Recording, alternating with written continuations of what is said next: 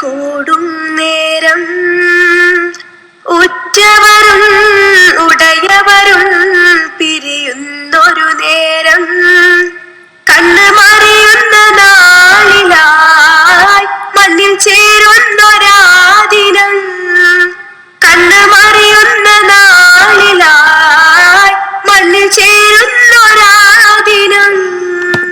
പിന്നെ ഉണ്ടാക്കിയെടുക്കേണ്ടത് നമ്മുടെ വകയാണ്. എന്നുള്ളത് അത് നിലനിർത്തുക എന്നതാണ്. അതിനാണ് നാം ഇസ്തിഖാമത്ത് എന്ന് പറയുന്നത്. ഖാലു റബ്ബുനല്ലാഹ് സുമ്മ ഇസ്തഖാമു. അള്ളാഹുവാണ് റബ്ബ് എന്ന് ബോധ്യപ്പെടുകയും അത് അംഗീകരിക്കുകയും ചെയ്താൽ പിന്നെ കിട്ടേണ്ടത് ഇസ്തിഖാമത്താണ്. മരിക്കുന്നത് വരെ ഒരു പോറലു ഏൽക്കാതെ ഈമാനിനെ നിലനിർത്തി കൊണ്ടുപോകുക, അതാണ് ഇസ്തിഖാമത്ത്. ഏത് സമയത്തും അത് നഷ്ടപ്പെടാം. ഏത് സമയത്തും ഹിദായത്ത് സസ്പെൻഡ് ആവാം, അല്ലെങ്കിൽ ഡിസ്മിസ് ആവാം. ഞാൻ തന്നെ ആ വാക്ക് ഉപയോഗിക്കുന്ന വെച്ചാൽ, ചിലർക്ക് നഷ്ടപ്പെട്ടാൽ തിരിച്ചു കിട്ടിയെന്ന് വരും, ചിലർക്ക് നഷ്ടപ്പെട്ടാൽ ഒരിക്കലും തിരിച്ചു കിട്ടിയെന്ന് വരില്ല. ബൽആമു ബിൻ ബഊറായിന് നഷ്ടപ്പെട്ടു, അയാൾക്ക് തിരിച്ചു കിട്ടിയില്ല. നാം ഉദാഹരണമായിട്ട് പറഞ്ഞിട്ടുണ്ടായിരുന്നു. അത് ആ വിഷയത്തിലേക്ക് ഇപ്പൊ കടന്നാൽ പിന്നെ നമുക്ക് സമയം പോകും, നമ്മുടെ വിഷയം തീരൂല. അതേ സമയത്ത് ചരിത്രത്തിൽ ഷെയ്ഖ് അബ്ദുല്ലാഹിൽ അന്തലൂസിയെ പോലെയുള്ള ചില ആൾക്കാരെ സംബന്ധിച്ച് വിശദീകരിച്ചിട്ടുണ്ട്. ഹിദായത്ത് നഷ്ടപ്പെടുകയും അത് തിരിച്ചു കിട്ടുകയും തൗബ സ്വീകരിക്കപ്പെടുകയും ചെയ്ത രംഗങ്ങൾ. റസൂലുള്ളാഹി അബൂബക്കർ സിദ്ദീഖ് റളിയല്ലാഹു തആല അൻഹുവിന്റെ കാലം നമുക്ക് മനസ്സിലാവുന്നുണ്ട്. റസൂലുള്ളാഹി തങ്ങൾ വഫാത്തായി, കുറെ ആൾക്കാർക്ക് ഹിദായത്ത് നഷ്ടപ്പെട്ടു. ചരിത്രം അറിയാമല്ലോ. കുറെ ആൾക്കാർക്ക് ഹിദായത്ത് നഷ്ടപ്പെട്ടു. കുറെ ആൾക്കാർ പുതിയ നബിയാണെന്ന് പറഞ്ഞിട്ട് വന്നു. കുറെ ആൾക്കാർ സക്കാത്ത് നിഷേധം നടത്തി. യമന്റെ ഭാഗത്ത് നിന്ന് ചില ആൾക്കാർ പുത്തൻ നബിമാരായി വന്നു. ഇത് നമുക്ക് മനസ്സിലാകുന്ന വിഷയം എന്താ? ഹിദായത്ത് നഷ്ടപ്പെട്ടു. അല്ലാഹു സുബ്ഹാനഹു വ തആല നൽകിയ ഹിദായത്ത് അവർക്ക് നഷ്ടപ്പെട്ടു. ചിലർ അബൂബക്കർ സിദ്ദീഖ് റളിയല്ലാഹു അൻഹു അവർക്കെതിരിൽ ഖാലിദ് ബിൻ വലീദിന്റെ നേതൃത്വത്തിൽ സൈന്യങ്ങളെ അയച്ച് അവരോട് യുദ്ധം ചെയ്തു. ആരോടാണ് യുദ്ധം ചെയ്തത്? മുസ്ലിമീങ്ങൾക്കുള്ളിൽ നിന്ന് ഹിദായത്ത് നഷ്ടപ്പെടുന്ന ജോലി നിർവഹിച്ചവരോടാണ് യുദ്ധം. സക്കാത്ത് നിഷേധികളോട്, റിസാലത്ത് നിഷേധികളോട്.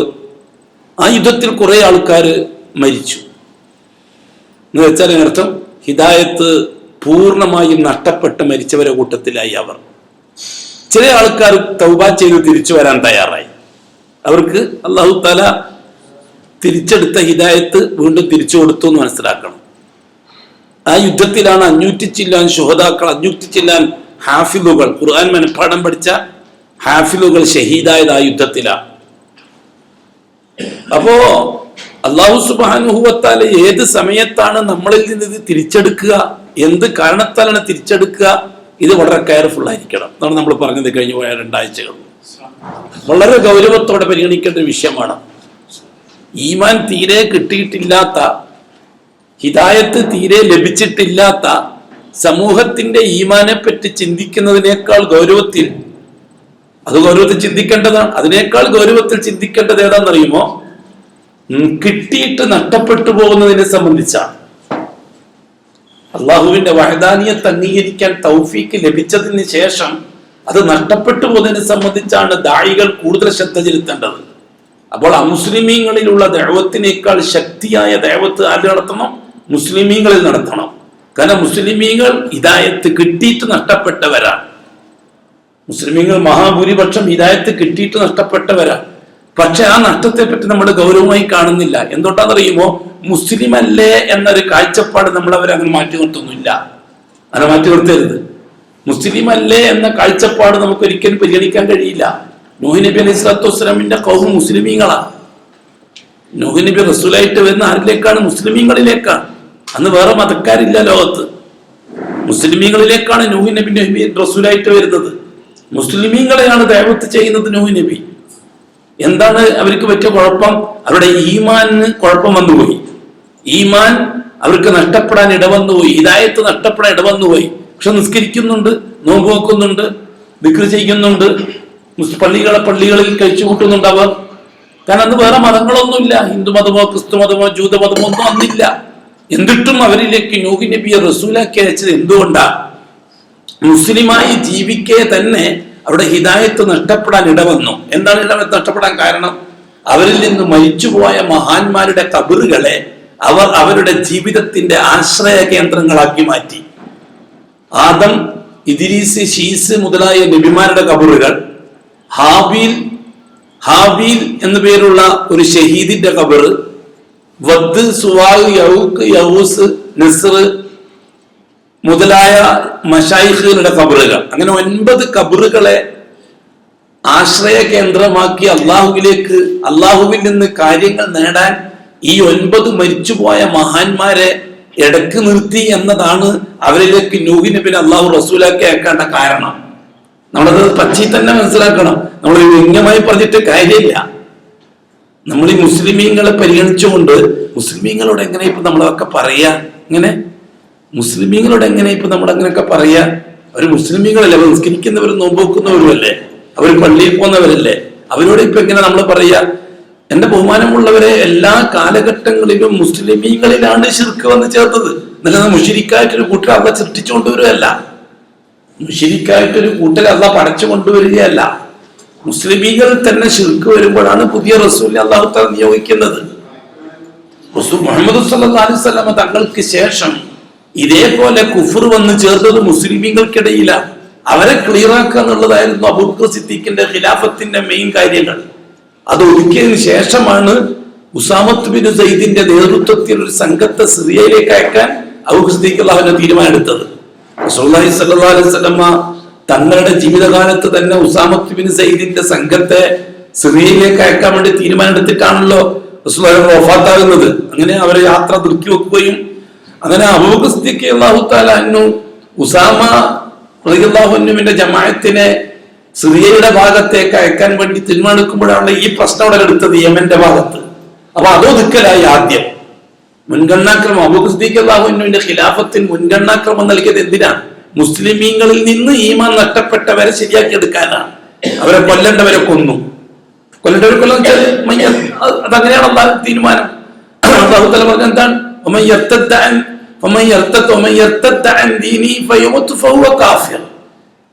ദീനിൽ നിന്ന് ഒരാള് യുദ്ധത്തിലേക്ക്, അതായത് വീണ്ടും അയാളെ പഴയ അവസ്ഥയിലേക്ക് തിരിച്ചുപോയാൽ ഫഹുവ കാഫിർ, അയാൾ കാഫിറാണ്. കുഫറിന്റെ പേരിൽ അയാളെ കൊല്ലാൻ നിർബന്ധമാണ് ശരീഅത്ത് കോടതി. അതുകൊണ്ടാണ് അബൂബക്കർ സിദ്ദീഖ് അല്ലാഹു തആല പട്ടാളത്തെ അയച്ചിട്ട് അവരെ കൊന്നൊടുക്കിയത്. നമ്മുടെ കാലത്താണെങ്കിൽ ഇടങ്ങാറായേനെ. അബൂബക്കർ സിദ്ദീഖ് അല്ലാഹു സ്വന്തം സമൂഹത്തെ കൊന്നൊടുക്കുന്നേ എന്ന് പറഞ്ഞ് ബഹളം വെച്ചേനെ. അങ്ങനെ മുസ്ലിമീങ്ങളെ കൊല്ലുന്നേ വെച്ചിട്ട് ബഹളം വെച്ചേനെ. ഇല്ല, അവര് മുസ്ലിങ്ങളാകുന്ന എങ്ങനെ? നമ്മൾ ജീവിക്കുന്ന കാലഘട്ടത്തിൽ ഗവൺമെന്റിന്റെ കാനേശുമാരി പട്ടികയിൽ നമ്മളൊക്കെ മുസ്ലിങ്ങളെ ലിസ്റ്റിലായതുകൊണ്ട് എന്ത് ചെയ്താലും മുസ്ലിമീങ്ങൾ അഡ്രസ്സിലാവില്ല. മുസ്ലിങ്ങളെ കൂട്ടത്തിൽ ഏത് മുഷിരിക്ക് എന്ത് ചെയ്താലും മുസ്ലിങ്ങൾ അഡ്രസ്സിലാവില്ല. ഏതൊക്കെ ഒരു കലാപം വരട്ടെ, അറബി ഭാഷയിൽ പേരുള്ള കുറെ എണ്ണം ചത്താൽ അത് മുസ്ലിങ്ങൾ അഡ്രസ്സിലാവില്ല. എങ്ങനെ? അറബി ഭാഷയിൽ പേരുള്ള അല്ലെങ്കിൽ ഒസാൻ ചെറുപ്പത്തിലെ മുറിച്ച് കളഞ്ഞ കുറെ എണ്ണം ചത്താൽ അവരെല്ലാം മുസ്ലിങ്ങളെ ലിസ്റ്റിൽ നമ്മൾ എടുത്തുക. നമ്മൾ കൊടുത്ത എങ്ങനെയാ? നമ്മുടെ രീതി എങ്ങനെയാ? നമ്മുടെ കൂട്ടത്തിൽ തന്നെ അങ്ങനെ ആൾക്കാരുണ്ട് അവരെ മുസ്ലിങ്ങളെ കൂട്ടത്തിൽ പെടുത്താൻ. ഇസ്ലാമിന്റെ മാനദണ്ഡം അത് ഗൗരവമായിട്ട് കണക്കിലെടുക്കേണ്ടത് തന്നെയാണ്. മുവഹിദീങ്ങളും അത് കൂടി അത് ആ രീതിയിൽ അല്ലാത്തൊരവസ്ഥ വന്നുപോയാൽ വലിയ ഫസാദാണ്. അത് തീവ്രമായിരിക്കണം ഈ വിഷയത്തിൽ. മുസ്ലിമീങ്ങളാണ്, നല്ല തലീക്കെട്ടുണ്ട്, നല്ല കുപ്പായുണ്ട്, അല്ല കൃത്യമായിട്ട് പള്ളിയിൽ പോകുന്നവരാണ്, അവരോട് എങ്ങനെയാ നമ്മൾ മുശ്രിക്കെന്ന് പറയാ? ഇല്ല, അങ്ങനത്തെ വിഷയം ഇല്ല ഇവിടെ. യൂണിഫോം നോക്കിയിട്ട് ശിർക്ക് സ്ഥാപിക്കലോ അഅമാൽ നോക്കിയിട്ട് ശിർക്ക് സ്ഥാപിക്കലോ ഒന്നുമില്ല. അള്ളാഹു പറഞ്ഞിരിക്കുന്ന തൗഹീദിൽ നിന്ന് ശിർക്കിലേക്ക് നീങ്ങിയാൽ ഫഹുവ മുശ്രിക്കുൻ. എത്ര നല്ല നിസ്കാരക്കാരനാണ് ശരി, എത്ര നല്ല നോമ്പുകാരനായാലും ശരി, എത്ര നല്ല ഖുർആൻ ഓതുന്നവനായാലും ശരി, എത്ര വലിയ ആലിമായാലും ശരി, എത്ര വലിയ ശൈഖായാലും ശരി, ശിർക്ക് എന്താണ്, കുഫർ എന്താണ്, സുന്നത്ത് എന്താണ്, ബിദ്അത്ത് എന്താണ് മുഹമ്മദ് റസൂലുള്ളാഹി പഠിപ്പിച്ചു തന്നിട്ടുണ്ട്. എനിക്കിട്ട് ആ വിഷയം എന്ത് പറഞ്ഞാലും ഞാൻ അങ്ങനെ പോകും, അങ്ങനെ ശീലിച്ചു പോയതാ. അതുകൊണ്ട് ഞാനത് നിർത്താം. അത് ഇൻഷാ അല്ലാഹ് അടുത്ത ഭാവിയിലെങ്ങാനും നമുക്ക് അത് വീണ്ടും ചർച്ച ചെയ്യാം. ഒരു കാര്യം തീർച്ചയാണ്, നമ്മളിനി എത്ര ചർച്ച ചെയ്താലും നമ്മുടെ മനസ്സിലത് നിൽക്കാൻ ബുദ്ധിമുട്ടാണ്. രാവിലെ ഒരാൾ മുഅ്മിനാണെങ്കിൽ വൈകുന്നേരം അയാൾ കാഫിറാവും. വൈകുന്നേരം മുഅ്മിനാണെങ്കിൽ രാവിലെ നമുക്ക് കാഫിറാവും. ഇതാണ് ഈമാന്റെ പൊസിഷൻ, ഈമാന്റെ അവസ്ഥ അതാണ്. അപ്പൊ അല്ലാഹു സുബ്ഹാനഹു വ തആല ഇത് നിലനിർത്തിക്കൊണ്ടു പോകാൻ, അതായത് മരിക്കുന്നത് വരെ ഇതിനൊരു ഡാമേജും സംഭവിച്ചു പോകാതെ, ഒരു പോറലും ഏൽക്കാതെ അള്ളാഹു ഉദ്ദേശിക്കുന്ന ക്വാളിറ്റിയിലും ക്വാണ്ടിറ്റിയിലും അത് നിലനിർത്തി കൊണ്ടുപോകണം. മരിക്കാൻ നേരത്ത് ഇത് അള്ളാഹുവിനെ തിരിച്ചേൽപ്പിക്കണം. ഇത് അമാനത്താണ്. അതാണ് അമാനത്ത്. മരിക്കാൻ നേരത്ത് ഈ ഹിദായത്ത് അള്ളാഹിനെ തിരിച്ചേൽപ്പിക്കണം. മരിക്കാൻ നേരത്ത് അള്ളാഹു സുബ്ഹാനഹു വ തആല ആവശ്യപ്പെടുന്നത് നമ്മളോട്, മൻ കാന ആഖിറു ഖൗലിഹി ലാ ഇലാഹ ഇല്ലല്ലാഹ് ദഖലൽ ജന്ന. ലാസ്റ്റ് സമയം, അവസാനം മരിക്കാൻ നേരത്ത് ലാ ഇലാഹ ഇല്ലല്ലാഹ് എന്ന പ്രഖ്യാപനം ഒരാൾ നടത്തിയാൽ അയാൾ സ്വർഗത്തിൽ കടന്നു. അപ്പൊ നമ്മൾ ചിലപ്പോൾ ചില വസ്വാസുകൾ ഉണ്ടാക്കി തീർക്കാൻ വേണ്ടി വരക്കണം. ഈ തെറ്റുകളൊക്കെ ചെയ്ത ആളാണല്ലോ അത്, അവര് നിങ്ങൾ ഈ പറഞ്ഞ ശിർക്കൊക്കെ ചെയ്ത ആളാണല്ലോ, നിങ്ങൾ ഈ പറഞ്ഞ ബിദഅത്തൊക്കെ ചെയ്ത ആളാണല്ലോ, മരിക്കുന്ന സമയത്ത് ലാ ഇലാഹ ഇല്ലല്ലാഹ് എന്ന് പറഞ്ഞിട്ടാണല്ലോ മരിച്ചത്. ആയിക്കോട്ടെ, അൽഹംദുലില്ലാഹ്, നമ്മൾ ആഗ്രഹം അതാണല്ലോ. അതെന്താ മരിച്ചത്? അയാൾ അവസാന സമയത്ത് തൗബ ചെയ്തിട്ടുണ്ടാവും, അള്ളാഹു തൗബ സ്വീകരിച്ചിട്ടുണ്ടാവും, എന്നിട്ട് അള്ളാഹു തആല അയാൾക്ക് ഹിദായത്ത് തിരിച്ചു കൊടുത്തിട്ടുണ്ടാവും. അവൻ മരിക്കുമ്പോൾ അയാൾക്ക് ചെല്ലാൻ കഴിഞ്ഞു. ലാ ഇലാഹ ഇല്ലല്ലാഹ് മരിക്കുമ്പോൾ ചൊല്ലി എന്നത് അയാളുടെ ജീവിതത്തിൽ ചെയ്ത ശിർക്കിന് തെളിവല്ല. ഒരാൾ മരിക്കുന്ന സമയത്ത് ലാ ഇലാഹ ഇല്ലല്ലാഹ് ചൊല്ലിയിട്ട് മരിച്ചു എന്നത് അയാളുടെ ജീവിതത്തിൽ ചെയ്ത ബിദ്അത്ത് നല്ലതാണെന്ന് തെളിവല്ല അത്. അപ്പൊ നമ്മൾ മനസ്സിലാക്കേണ്ടത്, അയാൾ ബിദ്അത്ത് ചെയ്ത ആളായിരുന്നു, ശിർക്ക് ചെയ്ത ആളായിരുന്നു. ജീവിതത്തിന്റെ അവസാനത്തിൽ എപ്പോഴും അയാൾ തൗബ ചെയ്തിട്ടുണ്ട്. ആ തൗബ അല്ലാഹു സ്വീകരിച്ചിട്ടുണ്ട്. അതുകൊണ്ട് തന്നെ അല്ലാഹു സുബ്ഹാനഹു വ തആല അയാൾക്ക് ഹിദായത്ത് തിരിച്ചു കൊടുക്കാൻ തീരുമാനിച്ചിട്ടുണ്ട്. അതുകൊണ്ട് അയാൾ മരിക്കുന്ന സമയത്ത് ലാ ഇലാഹ ഇല്ലല്ലാഹ് ചൊല്ലിയിട്ട് മരിച്ചു. അത്രയും വയ്ക്കാൻ നൽകാൻ പറ്റുള്ളൂ. നല്ല ശിർക്കും കുഫറും ചെയ്തുകൊണ്ടിരിക്കുന്ന ഒരാള് ആ രീതിയിൽ മരിച്ച ലാ ഇലാഹ ഇല്ലല്ലാഹ് ചൊല്ലിയിട്ട് മരിക്കുമ്പോൾ അയാൾ ചെയ്ത കുഫർ ശരിയാണ് എന്ന് തെളിയിക്കാനല്ല അവന് വേണ്ടത്.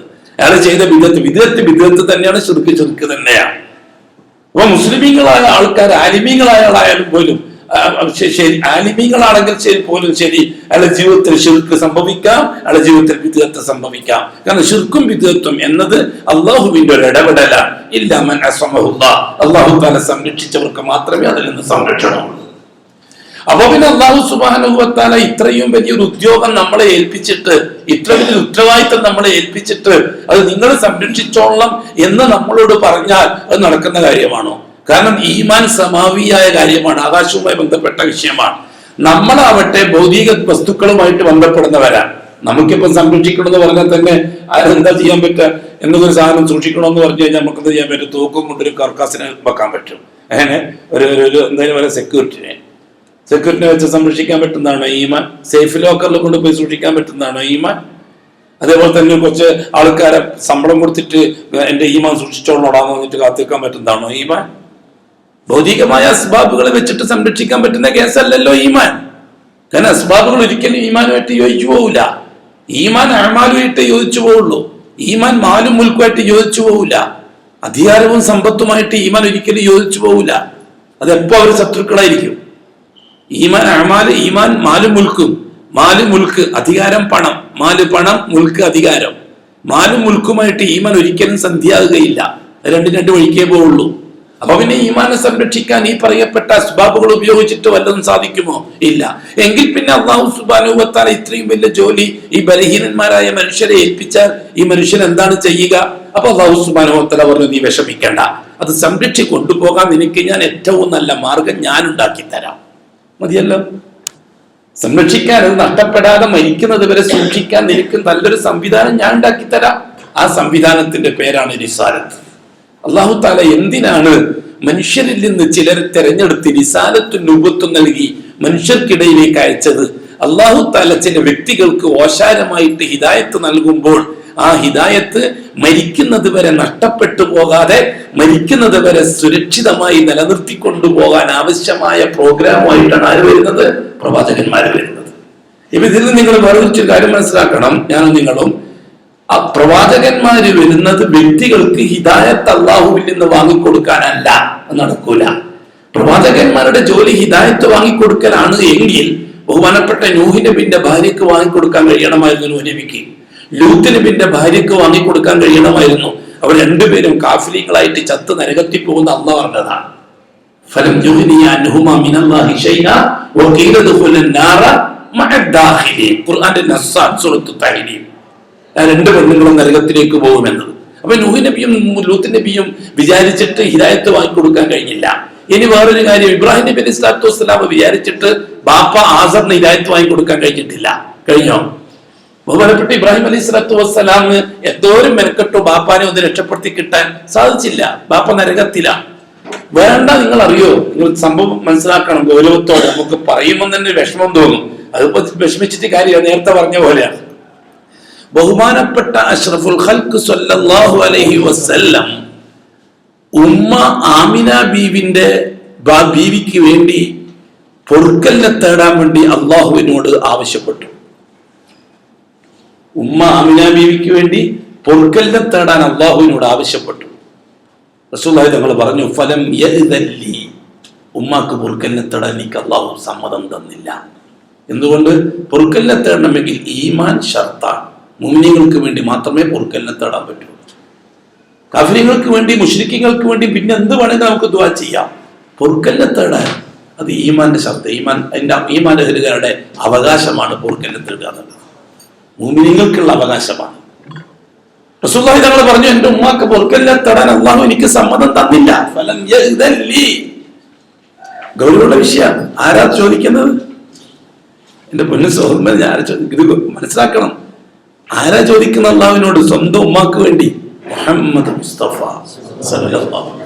അപ്പോൾ റസൂലുള്ളാഹി തങ്ങൾ ചോദിച്ചു, യാ റസൂലല്ലാഹ്, യാ അല്ലാഹ്, എന്റെ ഉമ്മാന്റെ ഖബർ സിയാറത്ത് ചെയ്യാൻ പോട്ടെ, എന്റെ ഖബറിന്റെ അടുത്ത് ഞാൻ പോയിക്കോട്ടെ. അല്ലാഹു തആല സമ്മതിച്ചു. റസൂലുള്ളാഹി തങ്ങൾ പറഞ്ഞു, അതിന് അല്ലാഹു സമ്മതിച്ചു. ഞാൻ ഉമ്മാന്റെ ഖബർ സന്ദർശിച്ചു. റസൂലുള്ളാഹി തങ്ങൾ ഖബർ സന്ദർശിച്ചു എന്നത് മുഅ്മിനാണ് എന്നുള്ളത് തെളിവാണോ? ഇല്ല. കാഫിരീങ്ങളെ ഖബറും സന്ദർശിക്കാം, പക്ഷെ അവർക്ക് വേണ്ടി ദുആ ചെയ്യാൻ പറ്റില്ലെന്നേ ഉള്ളൂ. ഒരു മകൻ മുസ്ലിമാൻ, ബാപ്പ കാഫിറാണ്. മകൻ മുസ്ലിമാൻ, ബാപ്പ കാഫിറായിട്ട് ചത്തു ബാപ്പ. ആ ബാപ്പാനെ അടക്കം ചെയ്ത ഖബറിന്റെ അടുത്ത് വെറുതെ പോകാം, പക്ഷെ ആ ബാപ്പാക്ക് വേണ്ടി പൊറുക്കലിനെ തേടാൻ പറ്റും. കാരണം സിയാറത്തിന്റെ ലക്ഷ്യം എന്താണ്? മരിച്ചവർക്ക് വേണ്ടി വല്ലതും കൊടുക്കലാണോ സിയാറത്തിന്റെ ലക്ഷ്യം? മരിച്ചവർക്ക് വേണ്ടി ദുആ ചെയ്യലാണോ സിയാറത്തിന്റെ ലക്ഷ്യം? എന്താണ് സിയാറത്തിന്റെ ലക്ഷ്യം? നിങ്ങൾക്ക് മരണത്തെ പറ്റിയും ആഖിറത്തെ പറ്റിയും ചിന്തിക്കാനുള്ള ഒരു അമലാണ് സിയാറത്ത്. നിങ്ങൾക്ക് മരണത്തെ പറ്റിയും നിങ്ങൾ ആഖിറത്തെ പറ്റിയും ചിന്തിക്കാനുള്ള ഒരു അമലാണ് സിയാറത്ത്. ആ സിയാറത്തിന് പോയ അവസ്ഥക്ക് നിങ്ങൾക്ക് എന്ത് ചെയ്യാം? അവർ മുഅ്മിനീങ്ങളാണെങ്കിൽ അവർക്ക് വേണ്ടി സലാം പറയാം, അവർക്ക് വേണ്ടി ദുആ ചെയ്യാം. മുഅ്മിനീങ്ങളല്ലേ, കണ്ടോളോ വന്നോളോ, വേറൊന്നും ചെയ്യാൻ പറ്റൂല. അതിന്റെ രീതി മനസ്സിലായല്ലോ ഇപ്പൊ. അപ്പൊ തന്നെ സിയാറത്തിന്റെ ലക്ഷ്യം മനസ്സിലായി നമുക്ക്, സിയാറത്തിന്റെ രീതി മനസ്സിലായി നമുക്ക്. വെറുതെ ഖബർസ്ഥാൻ കാണുക പോയിട്ട്, ഖബർസ്ഥാൻ വെറുതെ കാണുക പോയിട്ട്. റസൂലുള്ളാഹി സ്വല്ലല്ലാഹു അലൈഹി വസല്ലമ തങ്ങൾ വിചാരിച്ചിട്ടും നടന്നില്ല. നുബുവത്ത് കിട്ടുന്നതിന് മുമ്പേ രണ്ടുപേരും മരിച്ചു. ബാപ്പയും മരിച്ചു, ഉമ്മയും മരിച്ചു. മരിച്ചതിന് ശേഷം മകന്റെ ബർക്കത്തിലൂടെ ഉമ്മയും ഉപ്പയും രക്ഷപ്പെടാൻ നടക്കൂല. അങ്ങനത്തെ ബർക്കത്തൊന്നും ഈമാന്റെ കാര്യത്തിൽ നടക്കൂല. അങ്ങനെയാണെങ്കിൽ റസൂലുള്ളാഹി തങ്ങൾ ഉമ്മയും ഉപ്പയും രക്ഷപ്പെടൂല. റസൂലുള്ളാഹി തങ്ങൾ ബാപ്പാനെ പറ്റി പറഞ്ഞ എന്താണ്? അബൂക ഫിന്നാർ, എന്റെ ഉപ്പയും നിന്റെ ഉപ്പയും നരകത്തിലാണ്. സഹാബി വന്നിട്ട് ചോദിച്ചു, എന്റെ ബാപ്പ കുഫറിൽ മരിച്ചുപോയി, യാ റസൂലുള്ളാഹി, എന്റെ ബാപ്പാന്റെ അവസ്ഥ എന്താണ്? ഫഹുവ ഫിന്നാർ, ബാപ്പ നരകത്തിലാണ്. വളരെ നിരാശയോടെ ആ സുഹൃത്ത് മടങ്ങി പോകുമ്പോൾ നിങ്ങൾ തിരിച്ചു വിളിച്ചു, നീ നിരാശപ്പെട്ടിട്ട് കാര്യമില്ല. അബൂക ഫിന്നാർ, എന്റെ ബാപ്പയും നിന്റെ ബാപ്പയും നരകത്തിലാണ്. ഇവിടെ ഈമാനാണ് സുഹൃത്തുക്കളെ, നരകത്തെക്കാൾ വിഷയം ഈമാനാണ്. സ്വർഗ നരകങ്ങളെക്കാൾ നമുക്ക് ചർച്ചാ വിഷയം ഈമാനാണ്. ആ ഈമാൻ ഒരു പോയിന്റ് നഷ്ടപ്പെട്ടുകൂടാ. നമ്മൾ മുസ്ലിമാണെന്ന് അഡ്രസ് ഉള്ളതുകൊണ്ടൊന്നും ഈമാൻ നിലനിന്ന് പോകാൻ ചാൻസ് ഇല്ല. ഈമാൻ അത് ഈമാനിന് വേണ്ടി തന്നെ മെനക്കെടണം. ഈമാൻ നിലനിൽക്കാൻ വേറെ എന്തോ ചെയ്തിട്ട് ഈമാൻ നിലനിർത്താൻ വേണ്ടി സംഗതി നടക്കൂല. റസൂലുള്ളാഹി സ്വല്ലല്ലാഹു അലൈഹി വസല്ലമ തങ്ങൾ അടക്കമുള്ള മുർസലീങ്ങളെ അല്ലാഹു തആല നിയോഗിച്ചത് എന്തിനു വേണ്ടിയിട്ടാണെന്നാ പറഞ്ഞത്? അല്ലാഹു ഓശാരമായി ഹിദായത്ത് നൽകിയവരുടെ ഹിദായത്തിനെ മരിക്കുന്നത് വരെ നഷ്ടപ്പെടാതെ സംരക്ഷിക്കാനുള്ള പ്രോഗ്രാം ഉമ്മത്തിന് മനസ്സിലാക്കി കൊടുക്കാനാണ് പ്രവാചകന്മാർ വന്നത്. അതാണ് റിസാലത്ത്. അൻ-നബുവത്തു ലിതർബിയ വൽ-റിസാലത്തു ലിദഅവ. ബഹുമാനമുള്ള സുഹൃത്തുക്കളെ, സഹോദരന്മാരെ, അപ്പോൾ ഹിദായത്ത് നിലനിർത്തിക്കൊണ്ടുപോകാൻ നമ്മെ സംബന്ധിച്ചിടത്തോളം അല്ലാഹു തആല നമുക്ക് ചെയ്തു തന്ന പ്രോഗ്രാം എന്താണ്? മുഹമ്മദുൻ റസൂലുള്ളാഹ്. നമ്മുടെ ഈമാൻ നിലനിർത്തിക്കൊണ്ടുപോകാൻ, നമ്മുടെ ഹിദായത്ത് നിലനിർത്തിക്കൊണ്ടുപോകാൻ, അതിന് ഡാമേജുകൾ സംഭവിച്ചു പോകാതെ സംരക്ഷിക്കാൻ, അതിന് കുറവുകൾ വരാതെ സംരക്ഷിക്കാൻ, അത് നഷ്ടപ്പെട്ട് സസ്പെൻഡ് ചെയ്യാതെ സംരക്ഷിക്കാൻ, ചെയ്യപ്പെടാതെ, അത് ഡിസ്മിസ് ചെയ്യപ്പെടാതെ സംരക്ഷിക്കാൻ ഒറ്റൊരു വഴിയേ ഉള്ളൂ. അത് മുഹമ്മദുർ റസൂലുള്ളാഹ്, മുഹമ്മദ് മുസ്തഫ അല്ലാഹുവിന്റെ റസൂലാണ് എന്ന് പ്രഖ്യാപിക്കലാണ്. റിസാലത്ത് മനസ്സിലാക്കി തരാൻ അല്ലാഹു സുബ്ഹാനഹു വ തആല പഠിപ്പിച്ചത് ഷഹാദത്താണ്. ഈമാനിനെ അള്ളാഹു ഷഹാദത്തുമായി ബന്ധപ്പെടുത്തിയില്ല. റിസാലത്തിനെയാണ് അള്ളാഹു സുബ്ഹാനഹു വ തആല ഈമാനുമായി, റിസാലത്തും കൂടി വന്നപ്പോഴാണ് ഷഹാദത്തിന്റെ അള്ളാഹു സുബ്ഹാനഹു വ തആല നമുക്ക് പഠിപ്പിച്ചു തരുന്നത്. ഈമാൻ ലാ ഇലാഹ ഇല്ലല്ലാഹ് മാത്രം ഷഹാദത്തുമായിട്ട് ബന്ധമില്ല, റിസാലത്തും കൂടിയാണ് ഷഹാദത്തിന് ബന്ധം. അപ്പൊ ഷഹാദത്ത് ഇസ്തിഖാമത്തിന് വേണ്ടിയുള്ളതാണ്. ദീനുൽ ഇസ്ലാം 5 കാര്യങ്ങളാണ്. അതിൽ ഒന്നാമത്തെ കാര്യം ഷഹാദത്താണ്. എന്താണ് ഷഹാദ? ലാ ഇലാഹ ഇല്ലല്ലാഹിലുള്ള ഷഹാദ, മുഹമ്മദുർ റസൂലുള്ളാഹിലുള്ള ഷഹാദ, 2 കലിമയിലുള്ള ഷഹാദ. ഈമാൻ ഒരു കലിമയിൽ മാത്രമേ ഉള്ളൂ, അൽ ഈമാനു ബില്ലാഹി വഹദ. ഈമാൻ കാര്യത്തിൽ ഒന്നാമത്തെ കാര്യം എന്താ? അള്ളാഹിനെയും അള്ളാഹുവിന്റെ റസൂലിനെയും വിശ്വസിക്കാന്നാണോ? ഈമാൻ ഒന്നാമത്തെ കാര്യം എന്താണ്? അൽ ഈമാനു ബില്ലാഹ്, അൻ തുഅ്മിന ബില്ലാഹ്, അള്ളാഹുവിൽ വിശ്വസിക്കുക, അള്ളാഹുവിൽ ഈമാൻ കൊള്ളുക. അതിൽ റസൂലുണ്ടോ? ഈമാന്റെ വിഷയത്തിൽ റസൂൽ എവിടെയുള്ളത്? ഈമാന്റെ വിഷയത്തിൽ റസൂൽ എവിടെയുള്ളത്? അൽ ഈമാനു ബില്ലാഹി വ മലായികതിഹി വകുതുബിഹി വറുസുലിഹി, അതിലാണ് റസൂൽ ഉള്ളത്. ഈമാന്റെ വിഷയത്തിൽ റസൂലും നബിയും ഉള്ളത് 4ാമത്തെ വിഷയത്തിലാണ്. ഒന്നാമത്തെ വിഷയത്തിൽ റസൂലും നബിയും ഇല്ല, ലാ ഇലാഹ ഇല്ലല്ലാഹ് മാത്രമാണ്. ഇത് ഷഹാദത്തുമായി ബന്ധപ്പെടുമ്പോഴാണ് രണ്ടും ഒന്നിച്ചു വരുന്നത്. അൽ ഈമാൻ അൻ തുഅ്മിന ബില്ലാഹ്, അൽ ഇസ്ലാം അൻ തശ്ഹദ ബില്ലാഹി വ ബിറസൂലിഹി. അങ്ങനെയല്ലേ പഠിച്ചത്? അങ്ങനെ പഠിച്ചത്. ഈമാൻ പഠിച്ചപ്പോൾ ലാ ഇലാഹ ഇല്ലല്ലാഹ് തനിച്ചാണ് പഠിച്ചത്. ഇസ്ലാം പഠിച്ചപ്പോൾ ലാ ഇലാഹ ഇല്ലല്ലാഹ് മുഹമ്മദുർ റസൂൽ രണ്ടും ഒന്നിച്ചു വന്നു. എന്റെ ബഹുമാനമുള്ള സുഹൃത്തുക്കളെ, എന്താണ് ഷഹാദ? ദീനുൽ ഇസ്ലാമിന്റെ ഒന്നാമത്തെ കാര്യം ഷഹാദത്താണ്.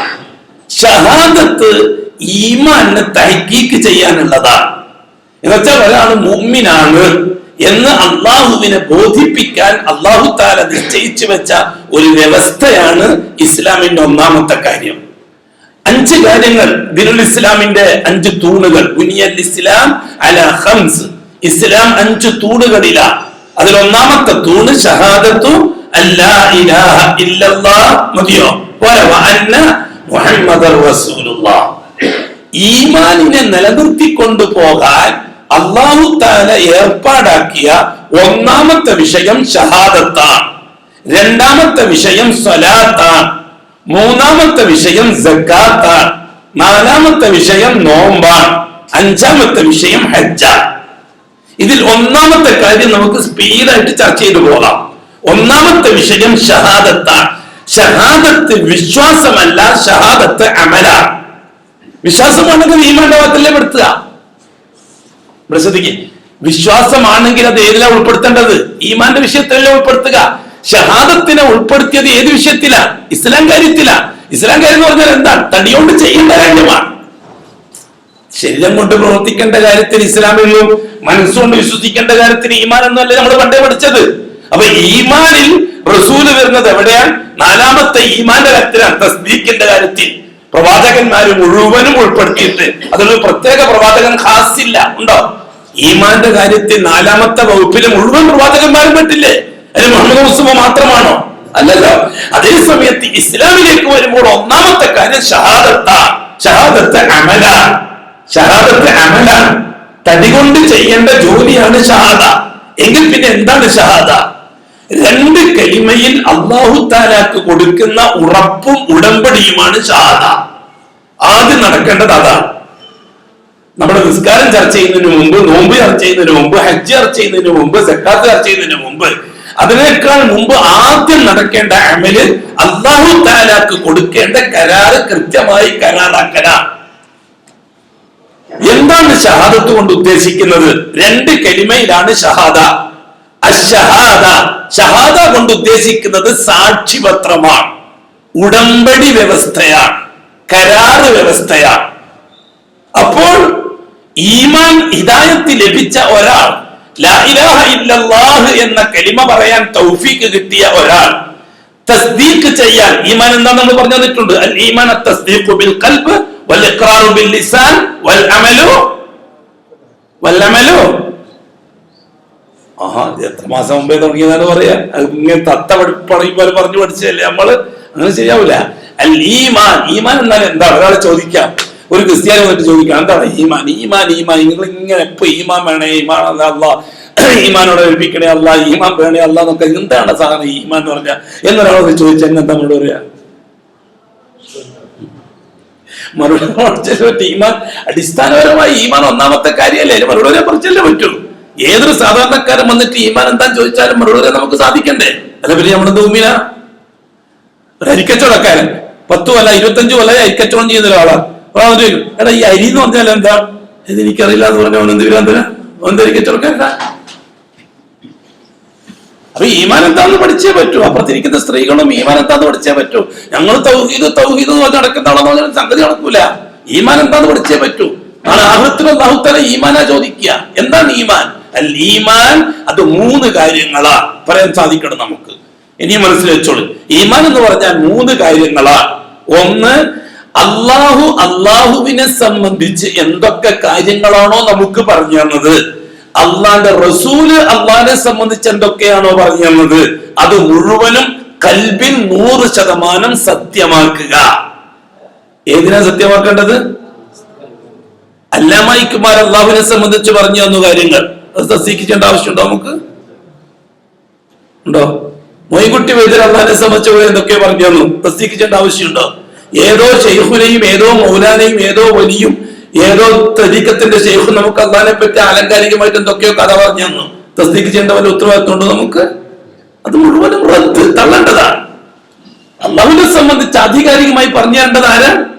അള്ളാഹുവാണ്, അല്ലെങ്കിൽ അള്ളാഹു റസൂലാണ്. അപ്പൊ അള്ളാഹിനെ സംബന്ധിച്ച് തസ്ദീഖ് ചെയ്യേണ്ട കാര്യം അള്ളാഹിനെ സംബന്ധിച്ച് എന്താണോ പറഞ്ഞത്, അള്ളാന്റെ റസൂൽ അള്ളാഹിനെ സംബന്ധിച്ച് എന്താണോ പറഞ്ഞത്, അത് മാത്രം തസ്ദീഖ് ചെയ്യാനേ പറ്റുള്ളൂ. അതുകൊണ്ട് തന്നെ അള്ളാഹുവിനെ സംബന്ധിച്ച് ആലങ്കാരികമായിട്ട് കവികൾ എന്തൊക്കെയോ പറഞ്ഞിട്ടുണ്ട്. അല്ലാമ ഇക്ബാലിനെ പോലെ, അല്ലാമ ഗാലിബിനെ പോലെ, അങ്ങനെ മൊയ്ൻകുട്ടി വൈദ്യരെ പോലെ അള്ളാഹുവിനെ സംബന്ധിച്ച് ആലങ്കാരികമായിട്ട് ഭയങ്കര വാക്കൊക്കെ ഭയങ്കരമായിരിക്കും. അത് ഇങ്ങനെ വർണ്ണിച്ചു കഴിഞ്ഞാൽ ഇങ്ങനെ കണ്ടെന്നിങ്ങനെ വഴതോറിയോ ഉസ്താദ് വഴതോന്ന് ഇങ്ങനെ കരച്ചില വന്നേക്കാ സംഭവം കേട്ടിട്ട്. ഏത് സംഭവം കേട്ടിട്ട്? അള്ളാഹു അള്ളാഹിനെ പറ്റി പറഞ്ഞിട്ട് കേട്ടിട്ടാണോ നീ കരഞ്ഞത്? അള്ളാഹ് റസൂൽ അള്ളാഹിനെ പറ്റി പറഞ്ഞു കേട്ടാണ് നീ കരഞ്ഞത്? അത് ഹക്കായ കരച്ചല. പിന്നെ ആരല്ലാതെ സംബന്ധിച്ച് അവരെ മത പറഞ്ഞു തന്നാലും ശരി, അത് ഹക്കായ കരച്ചലല്ല, ബാത്തിലായ കരച്ചലാണ്. ഈമാന്റെ ഭാഗം തസ്ദീഖ് ചെയ്യാൻ നമുക്ക് ഒറ്റ വിഷയമേ ഉള്ളൂ.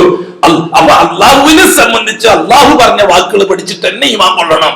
അള്ളാഹ് റസൂൽ ഇപ്പൊ ഒരാൾ മൂമിനായി. എന്താ മൂമിനാകാൻ കാരണം?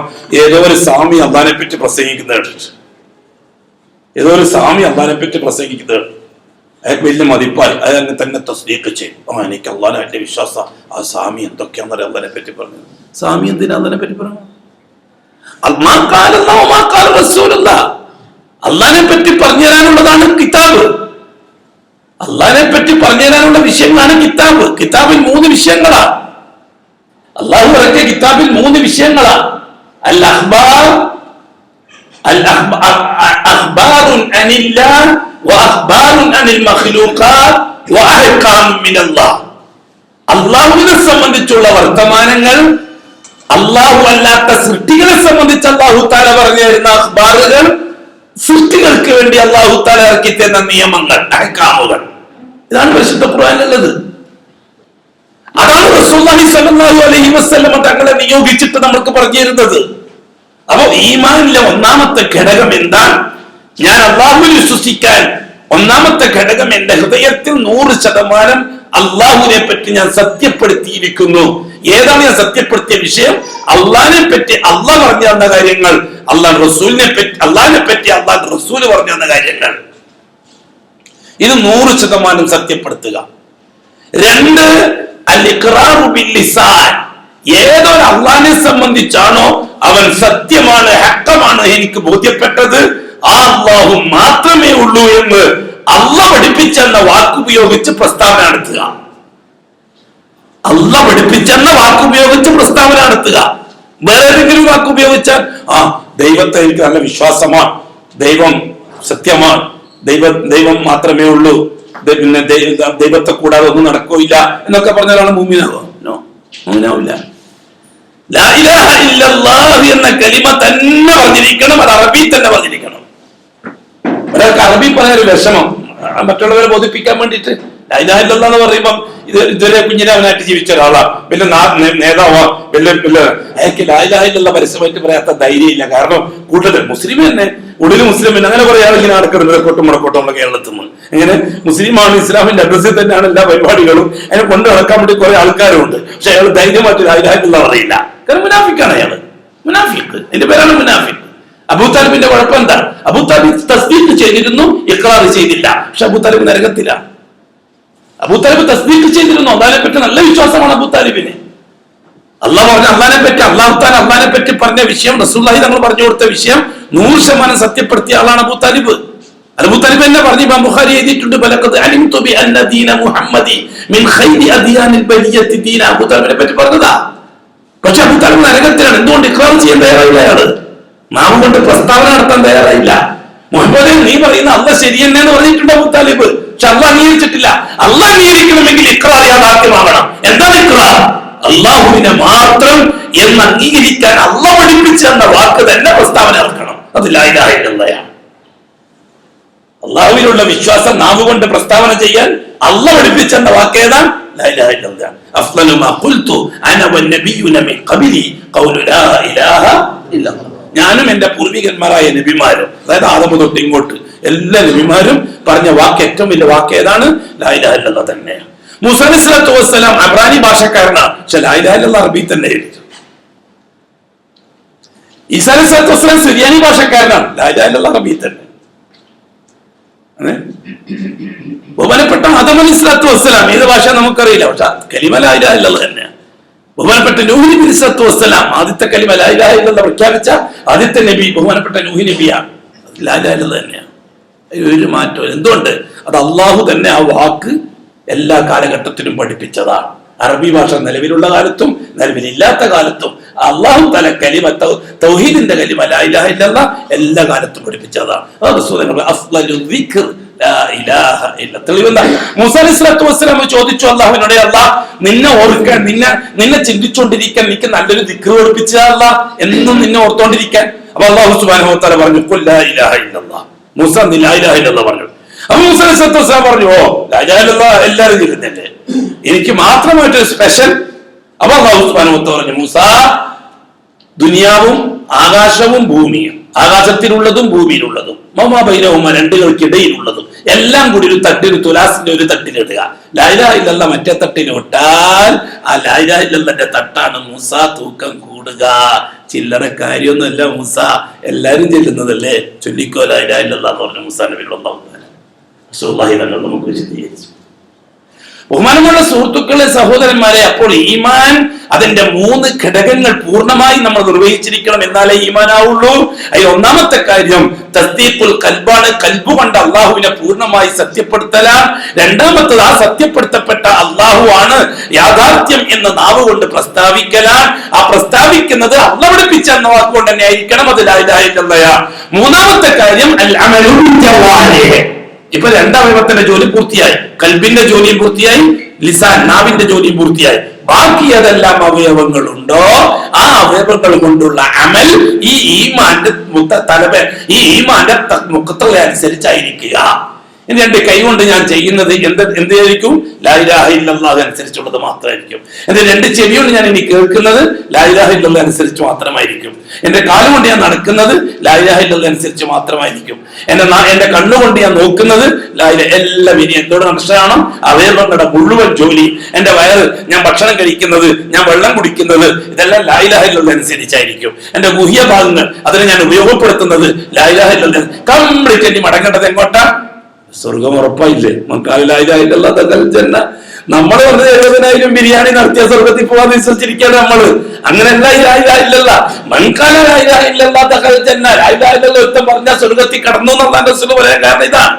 ലാ ഇലാഹ ഇല്ലല്ലാഹ് പറയലോടുകൂടി അവൻ കംപ്ലീറ്റ് ആരായി? അല്ലാഹുവിന്റെ ആളായി. കൽബ് കൊണ്ട് അല്ലാഹുവിന്റെ ആളായി, നാവ് കൊണ്ട് അല്ലാഹുവിന്റെ ആളായി, ബാക്കിയുള്ള അവയവങ്ങളും അല്ലാഹുവിന്റെ ആളായി. സ്വർഗം അല്ലാണ്ട് പിന്നെ ഒന്നും തേട്ടമില്ല. ഈ ഈമാൻ, അതിൽ ഷഹാദത്ത് കൊടുക്കുക എന്നതാണ് അല്ലാഹു തആല ആവശ്യപ്പെടുന്ന ഒന്നാമത്തെ അമൽ. ഈമാനെ നിലനിർത്തിക്കൊണ്ടു പോകാൻ അല്ലാഹു നമുക്ക് തർത്തീബാക്കി തന്ന ഏർപ്പാടുകളെ കൂട്ടത്തിൽ ഒന്നാമത്തെ ഏർപ്പാട് ഷഹാദത്ത. ഏതിനാണ് ഷഹാദത്ത്? രണ്ട് കലിമയിലാണ് ഷഹാദത്ത്. ഒന്ന് ഈമാന്റെ കലിമയിൽ, മറ്റേത് റിസാലത്തിന്റെ കലിമയിൽ, അഅ്മാലിന്റെ കലിമയിൽ. അശ്ഹദു അൻ ലാ ഇലാഹ ഇല്ലല്ലാഹ് വ അശ്ഹദു അന്ന മുഹമ്മദർ റസൂലുള്ളാഹ്. അല്ലാഹുവേ, നീ എന്റെ ഹൃദയം തുറന്നു തന്നു, എനിക്ക് നിന്നെ മനസ്സിലായി, എനിക്ക് നിന്നെ ബോധ്യപ്പെട്ടു, നീ ഹഖാണ് എന്ന് ഞാൻ അംഗീകരിച്ചു. ഇതാ ഞാൻ പ്രഖ്യാപിക്കുന്നു, ഇന്നു മുതൽ അശ്ഹദു, ഞാനാണ് സാക്ഷി. എന്തിന്റെ? ലാ ഇലാഹ ഇല്ലല്ലാഹ്. അൻ ലാ ഇലാഹ ഇല്ലല്ലാഹ്, ലാ മഅബൂദ ബിഹഖിൻ ഇല്ലല്ലാഹ്.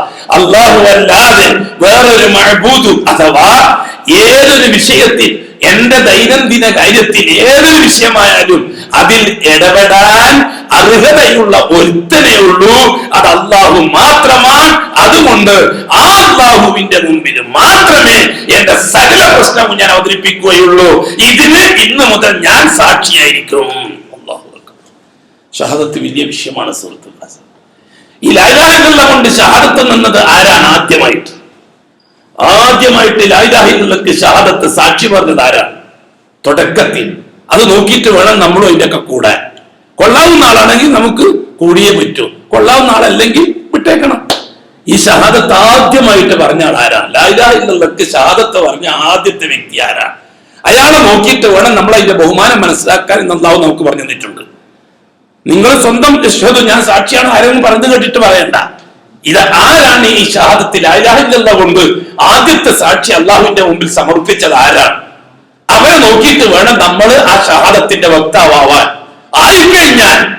ആയിക്കഴിഞ്ഞാൽ പിന്നെ ഒരു ലെവലേശം അങ്ങോട്ടും ഇങ്ങോട്ടും നീങ്ങി പോകാൻ പറ്റൂല. പോയാൽ ഭയങ്കരമായ നടപടി ഉണ്ടാവും. ആരാണ് ആദ്യമായിട്ട്? അള്ളാഹുവാണ് ആദ്യത്തെ ഷാഹിദ്. തെളിവ് സൂറത്ത് ആലി ഇംറാൻ. ഷഹിദല്ലാഹു അന്നഹു ലാ ഇലാഹ ഇല്ലാഹു. ഷഹിദല്ലാഹ്, ആദ്യത്തെ ഷാഹിദ് ആരാണ്? അല്ലാഹുവാണ്. അല്ലാഹ് ഷഹാദത്ത് പറഞ്ഞു. ഷഹിദല്ലാഹ്, അല്ലാഹ് ഷഹാദത്ത് പറഞ്ഞു. എന്തിന്റെ ഷഹാദ? അന്നഹു ലാ ഇലാഹ ഇല്ലാഹു, അല്ലാഹു അല്ലാതെ വേറെ മഅബൂദില്ല എന്നതിന് ആദ്യത്തെ സാക്ഷി ആരാണ്? ഇനി പിന്നെ നിഷ്കാരില്ലല്ലോ. ഇനി പിന്നെ എന്ത് ചർച്ചാ സുഹൃത്തുക്കളെ? അള്ളാഹു അല്ലാത്തൊരാവാൻ പറ്റുമോ? അത് മനസ്സുകൊണ്ട് ചിന്തിക്കാണ്ടാവാൻ പറ്റുമോ? അള്ളാഹ് ഉണ്ടെന്ന് അംഗീകരിച്ചു കഴിഞ്ഞാൽ പിന്നെ മറ്റേ പച്ച പെയിന്റ് അടിച്ചൊക്കെ പോകാൻ പറ്റുമോ? ഇങ്ങനെ ഈ ചർച്ച വരുന്നതന്നെ ജഹാലത്തിൽ ശൈത്താനത്തുന്നല്ലേ? അള്ളാഹ് ഷാഹിദായി കഴിഞ്ഞാൽ പിന്നെ അതിന് ചർച്ച ചെയ്തിട്ട് അള്ളാഹു അല്ലാത്തവരെ കൂട്ടാൻ മെനക്കുന്നത് എന്തൊരു അപകടമാണ്, എന്തൊരു അപകടമാണ്. പിന്നെ ഇതിന്റെ ചർച്ചയോ വ്യാഖ്യാനമോ ന്യായം പറയലോ കണ്ടെത്തലോ എല്ലാം ശൈത്താനിയത്താ. അത് എത്ര വല്യാനുമായാലും ശരി, കംപ്ലീറ്റ് ശൈത്താനിയത്താ. കാരണം അള്ളാഹു സാക്ഷി പറഞ്ഞു പോയി. ഷഹിദല്ലാഹു അന്നഹു ലാ ഇലാഹ ഇല്ലാഹു, അള്ളാഹു അല്ലാതെ വേറെ ഒന്നും ഇല്ല എന്ന കാര്യത്തിൽ അള്ളാഹ് സാക്ഷി പറഞ്ഞു പോയി. അള്ളാഹ് സാക്ഷി എന്നൊരു വിഷയം അങ്ങനെയല്ല. ഇങ്ങനെ നമുക്ക് എന്താ അവകാശം? ഒരു നബിക്കുണ്ട് അവകാശം, ഒരു റസൂലിന്റെ അവകാശം, ഒരു വലിയന്റെ അവകാശം. അള്ളാഹ് പറഞ്ഞൊരു കാര്യത്തെ തിരുത്താൻ. ഷഹിദല്ലാഹു അന്നഹു ലാ ഇലാഹ ഇല്ലാഹു, അള്ളാഹു അല്ലാതെ വേറെ മഅബൂദില്ല. എന്താണ് ഇബാദ? ഇബാദ എന്ന് പറഞ്ഞാൽ എന്താണ്? മഅബൂദ് എന്ന് പറഞ്ഞാൽ ഇബാദത്തിന്റെ ഉടമ. എന്താണ് ഇബാദ? ഇബാദത്തോട് ഉദ്ദേശിക്കുന്നത് എന്താണ്? എന്റെ ദൈനംദിന ജീവിതത്തിൽ എന്റെ പ്രശ്നത്തിൽ ഇടപെടിപ്പിക്കുവാൻ അർഹതയുള്ളവൻ ഒറ്റ ഒരുത്തനേ ഉള്ളൂ, അവൻ അല്ലാഹുവാണ്. അതുകൊണ്ട് ഞാൻ എന്തൊക്കെ കാര്യങ്ങൾ ചെയ്യുന്നുവോ അത് അല്ലാഹുവിന്റെ മാത്രമാണ്. അപ്പൊ റുബൂബിയത്തിലും ഉലൂഹിയത്തിലുമുള്ള ഷഹാദത്താണ് ലാ ഇലാഹ ഇല്ലല്ലാഹ്. രണ്ട് ഷഹാദത്താണ് ഇതിലുള്ളത്. ഒന്ന് റുബൂബിയത്തിന്റെ ഷഹാദ, മറ്റേത് ഉലൂഹിയത്തിന്റെ ഷഹാദ. ഇലാഹ എന്ന് പറഞ്ഞെടുത്ത് ഉലൂഹിയത്തിന്റെ ഷഹാദ വന്നു, ഇല്ലല്ലാഹ് എന്ന് പറഞ്ഞെടുത്ത് റുബൂബിയത്തിന്റെ ഷഹാദ വന്നു. അതൊക്കെ വിശദമായി ചർച്ച ചെയ്യേണ്ട വിഷയങ്ങളാണ്. അതൊക്കെ ഒരു മണിക്കൂർ കൊണ്ട് 1/2 മണിക്കൂർ കൊണ്ട് പറഞ്ഞു തീർക്കാൻ പറ്റുന്ന വിഷയങ്ങളല്ല. അള്ളാഹു നമ്മുടെ ഇൽമിൽ ബർക്കത്ത് ചെയ്ത് തരട്ടെ. ഈമാന്റെ ഇൽമാണ് ഏറ്റവും വലിയ ഇൽമ്. അള്ളാഹുവിനെ പറ്റി അറിയലാണ് ഏറ്റവും വലിയ അറിവ്. ഫഅലം അന്നഹു ലാ ഇലാഹ ഇല്ലല്ലാഹ്, ലാ ഇലാഹ ഇല്ലല്ലാഹ് പഠിക്കൽ തന്നെയാണ് ഇൽമ്. ബാക്കിയുള്ള കംപ്ലീറ്റ് ഇൽമിന്റെ അനുബന്ധമാണ്. ബാക്കി കംപ്ലീറ്റ് ഇൽമിന്റെ അനുബന്ധമായ ഇൽമാണ്. അപ്പൊ ഒന്നാമത്തെ ഷാഹിദ അല്ലാഹുവാണ്. രണ്ടാമത്തെ ഷാഹിദ ആരാണ്? ലാ ഇലാഹ ഇല്ലല്ലാഹ്ക്ക് സാക്ഷി നിന്ന രണ്ടാമത്തെ ആളാരാ? ഷഹിദല്ലാഹു അന്നഹു ലാ ഇലാഹ ഇല്ലാഹു വൽ മലായിക. രണ്ടാമത്തെ ഷാഹിദ് മലക്കുകളാണ്. തീർന്നല്ലോ. ഇനി ആരാ സാക്ഷിക്കണ്ടേ? ഇനി ആരാ രാജ്യത്തിൽ സാക്ഷിക്കേണ്ടത്? മൂന്നാമത്തെ ഷാഹിദ ഞാൻ വ്യാഖ്യാനം കൂട്ടുന്നില്ല. മൂന്നാമത്തെ ഷാഹിദ് ആരാ? വഉലുൽ അംരി ഷഹിദല്ലാഹു അന്നഹു ലാ ഇലാഹ ഇല്ലാഹു വൽ മലായികത്തു വഉലുൽ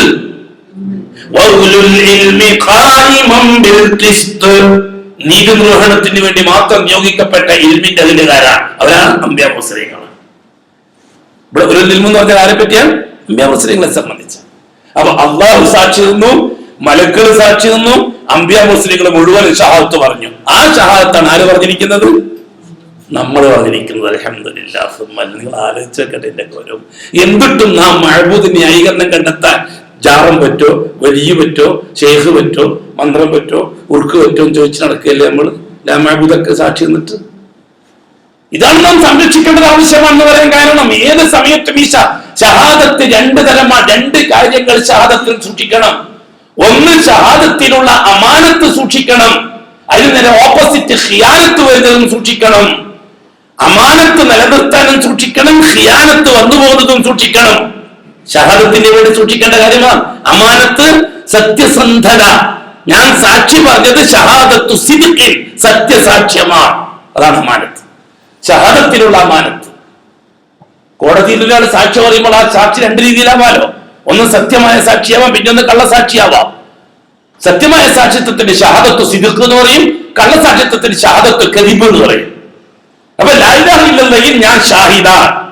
അതാണ് അല്ലാഹു സുബ്ഹാനഹു വ തആല സൂറത്ത് തൂറിൽ പറഞ്ഞത്, അഹസിബൻ നാസ് അൻ യുത്റകു അൻ യഖൂലു ആമന്നാ അശ്ഹദു അൻ ലാ ഇലാഹ ഇല്ലല്ലാഹ് എന്ന് പറഞ്ഞതിന്റെ പേരിൽ നിങ്ങൾ രക്ഷപ്പെടുമെന്ന് നിങ്ങൾക്ക് തോന്നിപ്പോയോ? ഫഹും ലാ യുഫ്തനൂൻ.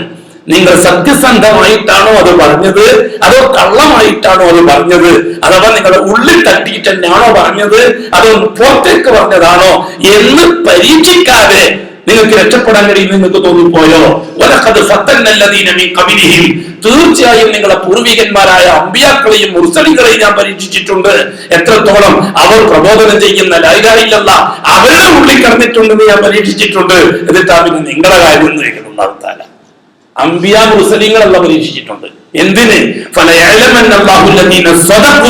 എത്രത്തോളം അവർ ഈ ഷഹാദത്തിൽ സിദ്ഖ് പാലിച്ചിട്ടുണ്ട്, എത്രത്തോളം കദിബുണ്ടായിട്ടുണ്ട് എന്നും സംസാരിക്കാൻ. ശ്രദ്ധിച്ചു നോക്കി. ബഹുമാനപ്പെട്ട നൂഹ് നബി അലൈഹി സ്വലാത്തു വസ്സലാമിനെ കട്ടുകെട്ടുത്ത രീതിയിലല്ലേ അല്ലാഹു സുബ്ഹാനഹു വ തആല പരീക്ഷിച്ചത്. ലാ ഇലാഹ ഇല്ലല്ലാഹ് ഉള്ളിൽ ഇറങ്ങിയിട്ടുണ്ടോ നോക്കെ.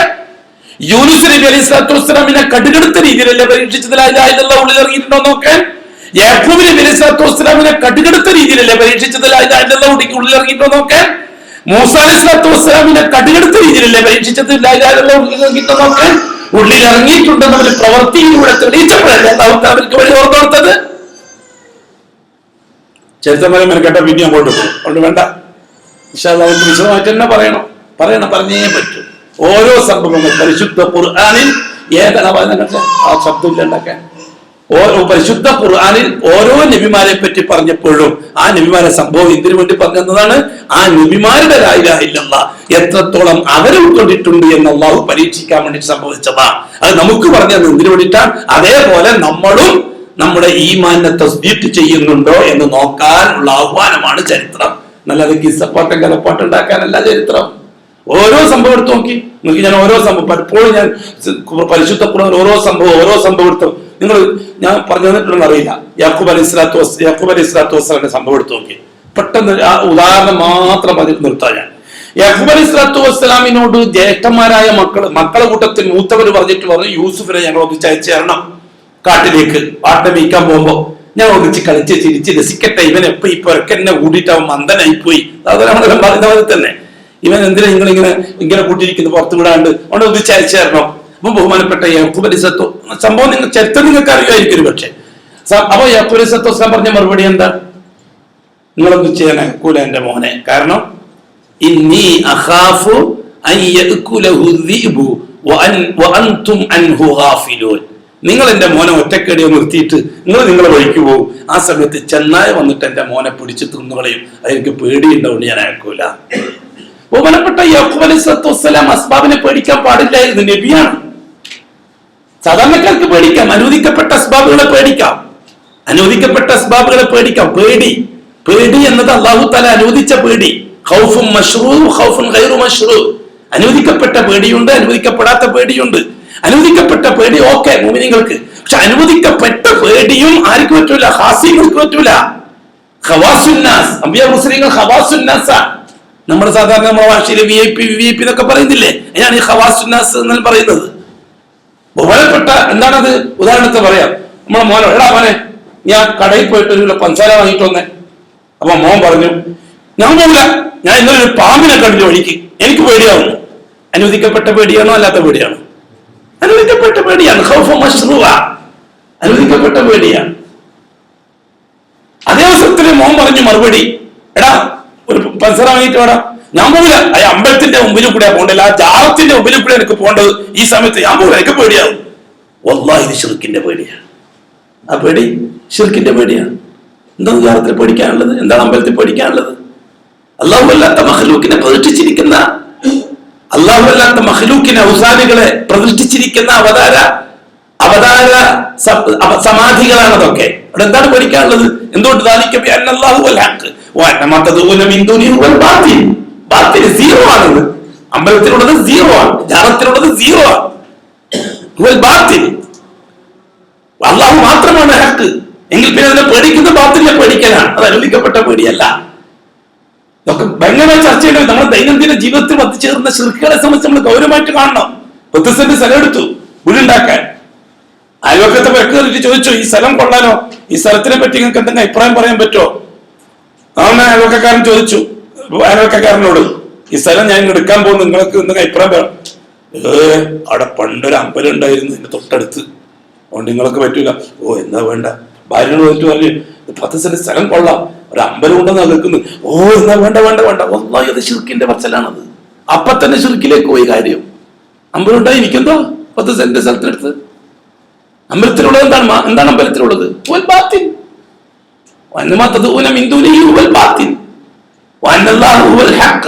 അള്ളാഹുവാണ് ഹക്ക്. അള്ളാഹു അല്ലാത്ത നീ വിളിക്കുന്ന എല്ലാം ബാത്തില എന്ന് അള്ളാഹു തല പറഞ്ഞ അവസ്ഥക്ക് പേടി പഠിക്കേണ്ട ആവശ്യം എന്താ പിന്നെ അവിടെ? ഈ പേടി മാറ്റിയേ പറ്റും. ഇത് പരമ്പരാഗതമായ പേടിയാണ്. ഇത് പരമ്പരാഗതമായ പേടിയാണ്. ഇങ്ങനെ പരമ്പരാഗതമായി നാവിൽ നിന്ന് നാവിലേക്ക് ഇങ്ങനെ വന്ന പേടി, തലമുറ കൈമാറി വന്ന പേടിയാണ് ഇത്. ആ പേടി മാറ്റിയേ പറ്റൂ, അല്ലെങ്കിൽ ഈമാൻ ശരിയാവില്ല, അമാനത്ത് പാലിക്കപ്പെടുകയില്ല. ബഹുമാനപ്പെട്ട യാക്കൂബ് അലൈഹി സ്വലാത്തു വസ്സലാം എനിക്ക് പേടിയാണെന്ന് പറഞ്ഞത് അനുവദിക്കപ്പെട്ട സ്വഭാവിയാണ്. ചെന്നായെ പേടിക്കുക എന്നുള്ളത് അനുവദിക്കപ്പെട്ട പേടിയാണ്. ചെന്നായിനെ പേടിക്കുക, പാമ്പിനെ പേടിക്കുക, അല്ലേ? ഞാൻ കടിക്കുന്ന നായിനെ പേടിക്കുക. ഞാൻ പോലും അവിടെ കടിക്കുന്ന നായുണ്ട്, അനുവദിക്കപ്പെട്ട പേടിയാണ്. പക്ഷേ യാക്കൂബ് അലൈഹി സ്വലാത്തു വസ്സലാം ഒരു നബി എന്ന നിലക്ക്, ഒരു ഖവാസുന്നാസിൽപ്പെട്ട ആളെന്നുള്ള നിലക്ക് മക്കളോട് സംസാരിക്കുമ്പോൾ ഇച്ചിരി സൂക്ഷ്മത പാലിക്കണമായിരുന്നു. സാധാരണക്കാരൻ പറയുമ്പോൾ യാക്കൂബ് പറയാൻ പാടില്ലായിരുന്നു. സാധാരണക്കാരൻ പറയേണ്ടതാണത്. ഞാൻ യാക്കൂബില്ല, ചെന്നായി പിടിച്ചേക്കുന്നൊക്കെ. യൂസുഫ് യാക്കൂബ് അലൈഹി സ്വലാത്തു വസ്സലാം പറയാൻ പാടില്ല, നബിയായിരിക്കെ യാക്കൂബ് അലൈഹി സ്വലാത്തു വസ്സലാം പറയാൻ പാടില്ലായിരുന്നു. അള്ളാഹു സുബ്ഹാനഹു വ തആല അത് ദഹിച്ചില്ല. അള്ളാഹു സുബ്ഹാനഹു വ തആല യാക്കൂബിനെ ഈമാൻ പഠിപ്പിക്കാൻ തന്നെ തീരുമാനിച്ചു. തുടർന്ന് അങ്ങോട്ടുള്ള സംഭവം നിങ്ങൾ പഠിച്ചു നോക്കി. ബഹുമാനപ്പെട്ട യാക്കൂബ് അലൈഹി സ്വലാത്തു വസ്സലാമിന്റെ കയ്യിൽ നിന്ന് യൂസുഫ് പോയി. ഇപ്പം വർഷം 10, 20, 30, 40, 50 അവസാനം യൂസുഫ് ചരിത്രത്തിലില്ല. ഇപ്പം അവരുടെ ലിസ്റ്റിലൊന്നും ഇപ്പൊ യൂസുഫ് ഇല്ല. യൂസുഫ് മരിച്ചുപോയി. ബാപ്പാന്റെ മുമ്പിലും ഉമ്മാന്റെ മുമ്പിലും ജ്യേഷ്ഠന്മാരുടെ മുമ്പിലും ഒന്നും യൂസുഫ് ഇല്ല. വർഷങ്ങൾ കുറെ കഴിഞ്ഞു. സംഭവങ്ങൾ വേറെ രീതിയിൽ വന്നു. ദാരിദ്ര്യം വന്നു. ദാരിദ്ര്യം മാറ്റാൻ ഈജിപ്ത് ഭരിച്ചുകൊണ്ടിരിക്കുന്ന ഭരണാധികാരിയുടെ ഭക്ഷ്യമന്ത്രി ഭക്ഷണം സപ്ലൈ ചെയ്യുന്നുണ്ട് എന്ന് വിവരം കനാൻ പ്രദേശക്കാർ അറിഞ്ഞു. അപ്പൊ യാക്കൂബ് മക്കളെ വിളിച്ചിട്ട് പറഞ്ഞു, മക്കളെ ഏതോ ഒരു രാജാവുണ്ടത്രേ ഈജിപ്തിൽ, ഇപ്പൊ പുതുതായിട്ട് വന്നിട്ടൊരു ഭരണാധികാരി, അയാൾ ഭക്ഷണം മാനമായ രീതിയിൽ സപ്ലൈ ചെയ്ത് നമ്മൾ ഈ ദാരിദ്ര്യം, കഷ്ടപ്പാടും പട്ടിണിയും ഒന്ന് പോയിട്ട് പറ, കുറച്ച് പൈസ എടുത്തോ, സാധനം കിട്ടോ നോക്കി. എല്ലാരും പോയി. അപ്പം മഞ്ഞനായ ഒരു നല്ലൊരു സൗന്ദര്യവാനായ നല്ലൊരു ആരോഗ്യ ദൃഢഗാത്രനായ ഒരു മധ്യവയസ്കൻ, ഒരു 40, 50, 60 വയസ്സുള്ള ഒരു മധ്യവയസ്കൻ എല്ലാവരും സ്വീകരിക്കുന്നുണ്ട്. അക്കൂട്ടത്തിൽ കൻആൻ വന്നവരെയും സ്വീകരിച്ചു. മിൻഅയ്നന്തും, നിങ്ങൾ എവിടുന്ന് വരുന്ന? ഞാൻ മിൻ കൻആൻ, ഞങ്ങൾ കൻആനിൽ നിന്ന് വരിക. ആരാണ് നിങ്ങൾ? മന്നന്തും, ആരാണ് നിങ്ങൾ? ഞാനും അബിനാ യാക്കൂബ്, ഞങ്ങൾ പ്രവാചകൻ യാക്കൂബിന്റെ മക്കളാ. യൂസുഫ് അലൈഹി സ്വലാത്തു വസ്സലാം അവരെ ബഹുമാനിച്ചു. ഓ പ്രവാചകന്മാർ നമ്മുടെ അടുക്കൽ ആദരിക്കപ്പെട്ടവരാ, അവരുടെ മക്കളും നമ്മുടെ മുമ്പിൽ ആദരിക്കപ്പെട്ടവരാ. ഇരിക്കാൻ പറഞ്ഞു, സ്വീകരിച്ചു. 2 ദിവസം ഗസ്റ്റ് ആക്കി, സന്തോഷമായി. അപ്പോഴൊന്നും ഇവർക്ക് മനസ്സിലാകുന്നില്ല അത് നമ്മളെ യൂസുഫാണെന്ന്. പിറ്റേ സാധനങ്ങളൊക്കെ കെട്ടിക്കൊടുത്ത് വിട്ടുമ്പോ പറഞ്ഞു, നിങ്ങൾ അടുത്ത പ്രാവശ്യം വരുമ്പോൾ വീട്ടിലുണ്ട് എന്ന് പറയുന്ന അനുജനെയും കൊണ്ടേ വരാവും. അനുജൻ ആരാണ്? ബിന്യാമീൻ, യൂസുഫിന്റെ അനുജൻ. മറ്റുള്ളവർക്ക് അവരനുസരിച്ച്. യൂസുഫ് മരിച്ചല്ലോ, തിരിച്ചുപോയി സാധനങ്ങളൊക്കെ ഉപയോഗിച്ച് ചരിത്രം ഒരുപാട് വിഷയങ്ങളുണ്ട്. തിരിച്ചുപോയി കുറെ കാലം കഴിഞ്ഞു, മാസങ്ങൾ കഴിഞ്ഞു, ഭക്ഷണമൊക്കെ തീർന്നു. ബാപ്പ വിളിച്ചിട്ട് പറഞ്ഞു മക്കളോട് ഒന്നും കൂടി പോയി നോക്ക് മക്കളെ, കുറച്ചും കൂടി തരാൻ കിട്ടുമോ നോക്കി, ഗോതമ്പോ അരിയോ എന്തെങ്കിലും. അപ്പൊ മക്കള് പറഞ്ഞു ബാപ്പ ബിന്യാമീനെയും കൊണ്ടുപോയെങ്കിലേ സാധനം തരൂന്ന് രാജാവ് പറഞ്ഞിട്ടുണ്ട്, അതുകൊണ്ട് ഇവനെ അയച്ചേർന്നു. ബഹുമാനപ്പെട്ട യാക്കൂബ് അലൈഹിസ്സലാത്തു വസ്സലാം കുടുക്കി. പണ്ടത്തെ കുടുക്ക് ഓർമ്മയുണ്ട്. ചോദിച്ചു ബഹുമാനപ്പെട്ട യാക്കൂബ് അലൈഹിസ്സലാത്തു വസ്സലാം, ഖാല ഹൽ ആമനുക്കും കമാ ഇല്ലാ കമാ അമിൻതുക്കും അലാ അഖീഹി മിൻ ഖബൽ. ഇതേപോലെ തന്നെയല്ലേ അന്ന് നിങ്ങൾ അവന്റെ സഹോദരനെ കൊണ്ടുപോയത്, എന്നോട് വിഷയം പറഞ്ഞിട്ട്? അന്നും നിങ്ങളെപ്പോലത്തെ വിശ്വസ്തതയും സത്യസന്ധതയും ഒക്കെ തന്നെ നിങ്ങൾ സംസാരിച്ചത്. അതേപോലെ ഇപ്പോഴും നിങ്ങളെ ഞാൻ വിശ്വസിക്കണമെന്നാണോ? അതേപോലെ ഇപ്പോഴും നിങ്ങളെ വിശ്വസിച്ച് എന്റെ മോനെ അയക്കണമെന്നാണോ? പക്ഷെ അന്ന് പറഞ്ഞ വാക്കല്ല ഇന്ന് യാക്കോബ് പറഞ്ഞത്, അത് തിരുത്തി യാക്കോബ്. ഇന്ന് പറഞ്ഞെന്താ പറയുക ബാക്കിയുള്ളായത്ത്,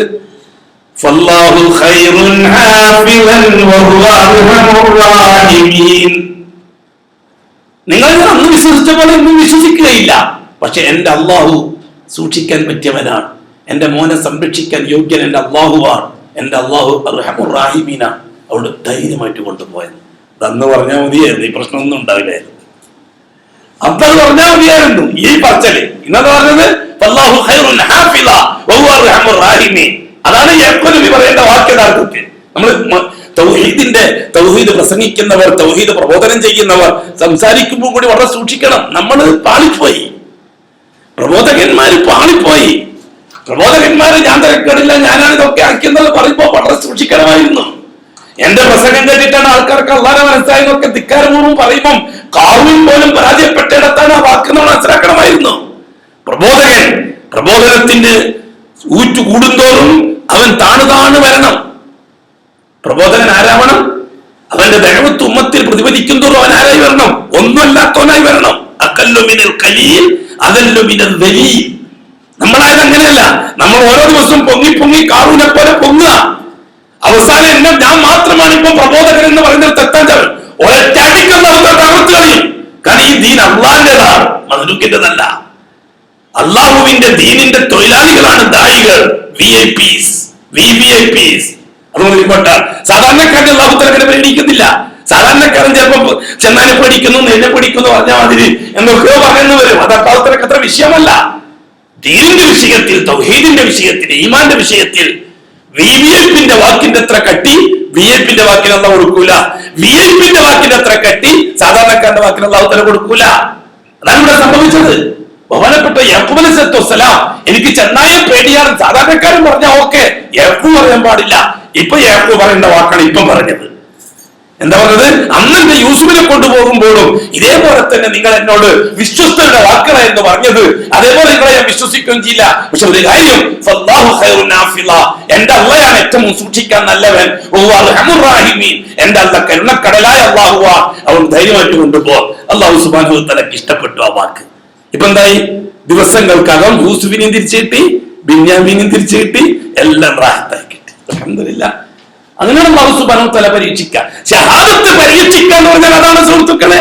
വലഖദ് ഫത്തന്നല്ലദീന മിൻ ഖബ്ലിഹിം ഫലയഅലമന്നല്ലാഹു അല്ലദീന സ്വദഖൂ വലയഅലമന്നൽ കാദിബീൻ. അപ്പൊ അല്ലാഹു സുബ്ഹാനഹു വ തആല നാം ലാ ഇലാഹ ഇല്ലല്ലാഹ് കൊടുത്ത ഷഹാദത്ത് എത്രത്തോളം സത്യസന്ധമായി പാലിക്കുന്നുണ്ട് എന്ന് പരീക്ഷിക്കുന്നതാണ്. ആ പരീക്ഷിക്കാൻ അല്ലാഹു തആല ചെയ്യുന്നത് എന്താണെന്നറിയുമോ? ഷഹാദത്തിന്റെ നേരെ ഓപ്പോസിറ്റ് ഖിയാനത്തിന് വേണ്ടിയുള്ള ഏർപ്പാടുകൾ ദുനിയാവിൽ ഉണ്ടാക്കും. ഇതാണ് അല്ലാഹുവിന്റെ സംവിധാനം. നമ്മൾ ഒരിക്കലും വിചാരിച്ചു പോകരുത് 100% ഫിത്നകൾ ഒടുങ്ങിയിട്ട് നമുക്ക് മുഅ്മിനായിക്കോളാം. ഇല്ല, ഒരിക്കലും ഇല്ല. അല്ലാഹു സുബ്ഹാനഹു വ തആല മുഅ്മിനീങ്ങൾ ജീവിക്കുമ്പോൾ, ഈമാന്റെ അഹ്ലുകാർ പെരുകുമ്പോഴാണ് ബാത്തിന്റെ അഹ്ലുകാർ കൂടുക. ദുനിയാവിൽ ബാത്തിന്റെ അഹ്ലുകാർ കൂടുതൽ എപ്പോഴായിരിക്കും? ഈമാന്റെ പ്രവർത്തനം നടക്കുമ്പോഴാണ്, ഈമാന്റെ പരിശ്രമം നടക്കുമ്പോഴാണ് ബാത്തിന്റെ ശക്തികൾ കൂടി വരിക. എന്തുകൊണ്ട്? അത് അള്ളാന്റെ സുന്നത്താ. എന്തൊരു സുന്നത്ത്? രോഗികൾ കൂടുമ്പോൾ ആശുപത്രികൾ കൂടും പോലെ. രോഗികൾ കൂടുമ്പോഴാണോ ആശുപത്രികൾ കൂടുക? അപ്പൊ ആശുപത്രി മാണിക്ക് ധാരാളം ആശുപത്രി വരുമ്പോൾ നമ്മൾ എന്താ മനസ്സിലാക്കേണ്ടത്? നാട്ടിൽ രോഗികൾ കൂടുന്നുണ്ട്. ഏത് പൊട്ടലും മനസ്സിലാവില്ല. രോഗികൾ കൂടുന്ന സ്ഥലത്താണ് ആശുപത്രി കൂടുക എന്നുള്ളത്. ഇതേപോലെ ഈമാൻ കൂടുമ്പോഴാണ് ബാത്തില് വർദ്ധിക്കുക. ബാത്തിലിന്റെ കയ്യിലേക്ക്, ബാത്തിലിന്റെ അധികാര കയ്യിലേക്ക് ദുനിയാവ് വരുമ്പോൾ, അധികാരങ്ങൾ വരുമ്പോൾ, പണം വന്നു ചേരുമ്പോൾ, ഭൂരിപക്ഷം വന്നു ചേരുമ്പോൾ എന്ത് മനസ്സിലായിക്കൊള്ളണം? അള്ളാഹ്ക്ക് ഇഷ്ടപ്പെട്ട രീതിയിൽ ഈമാൻ ദുനിയാവിൽ വളരുന്നുണ്ട് എന്ന് മനസ്സിലായിക്കൊള്ളണം. തൗഹീദിന്റെ പ്രബോധകന്മാർ ഗൗരവമായിട്ട് കണ്ടൊരു വിഷയം അതാണ്. നേരെ തിരിച്ചാണ് ആബിദുകൾ ചിന്തിക്കുക. ആബിദുകൾ ഭക്തന്മാർ, ആരാധന ചെയ്യുന്നവർ, അമലിന് ഇമ്പോർട്ടൻസ് കൊടുക്കുന്നവർ എന്നർത്ഥം. ഈമാനിന് പുറമെ അമലിന് പ്രത്യേകത കൊടുക്കുന്നവർ അവരെന്താ ചിന്തിക്കാന്ന് അറിയുമോ? അവർ അമലുകൾ വർദ്ധിക്കും തോറും ബാത്തിൽ ഇല്ലാതാവുകയാണ് ചെയ്യുക. അപ്പൊ അവർ അമലിങ്ങനെ കൂട്ടും, ഉള്ളതും ഇല്ലാത്തതുമായ കുറെ അമലുകൾ. അതോടുകൂടി എന്തായി? ശൈത്താൻ ജയിക്കും. ശൈത്താൻ ഏത് കാര്യത്തിലാണ് ജയിക്കുക? ഷഹാദത്ത് ഖിയാനത്താവിന്റെ വിഷയത്തിൽ ജയിക്കും. അതായത് ഷഹാദത്തിനോട് കൂലി പുറത്താൻ ആർക്ക് കഴിയില്ല? ഇൽമില്ലാത്ത ഭക്തന്മാർക്ക് കഴിയില്ല. സുഫിയാൻ റളിയല്ലാഹു തആല പറഞ്ഞെന്താ? നമ്മുടെ ഉലമാക്കൾക്ക് നമ്മുടെ ഉലമാക്കൾ ചീത്തയായാൽ അവരാരെ പോലെയാണ്? ജൂതന്മാർക്ക് തുല്യമാണ്.